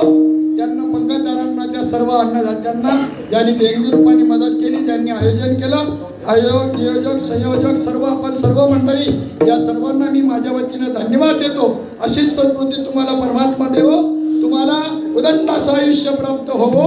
नुसतं उदंड नवीन करुणा जर असेल तर काय उपयोग आहे. म्हणून आरोग्य संपन्न असं आयुष्य प्राप्त हो. तुमच्याकडून देव, देश, धर्म, संतांची, तुमच्या कुटुंबातील सर्वांची उत्कृष्ट अशी सेवा घडो आणि आपल्या देहामध्ये प्राण असेपर्यंत भोलेनाथाला विनंती करूया, हे परमात्मा भोलेनाथा, आम्हाला या ठिकाणी प्रतिवर्षी या ठिकाणी आणून आमच्याकडून तुझी अशा प्रकारची सेवा करून घे. एवढं बोलून या ठिकाणी मला जी सेवेची संधी दिली आपल्या सद्गुरू सेवा मंडळाचं मी या ठिकाणी धन्यवाद देतो. बोलताना काही कोणाचं अंतःकरण दुखावेल असं बोललं गेलं असेल तर माफ करा. आमच्या या ठिकाणी अचानकपणे इच्छा प्रदर्शित केली. हरिभक्तपरायण तत्वचिंतक गुरुवर्य भोसले बाबा, मच्छिंद्र भोसले बाबा, त्यानंतर गुरुवर्य भागवताचार्य हरिभक्तीपरायण प्रभाताई देशमुख, त्यांच्याबरोबर वृंदावनलाही कथा श्रवणाचा प्रसंगाला खूप आनंद निर्माण झाला. तसा हा दुसऱ्यांदा आपण सगळ्यात इथे आलेले वानप्रस्थी आहोत. थोडेसे तरुण जर सोडले तर सगळे वानप्रस्थी आहे.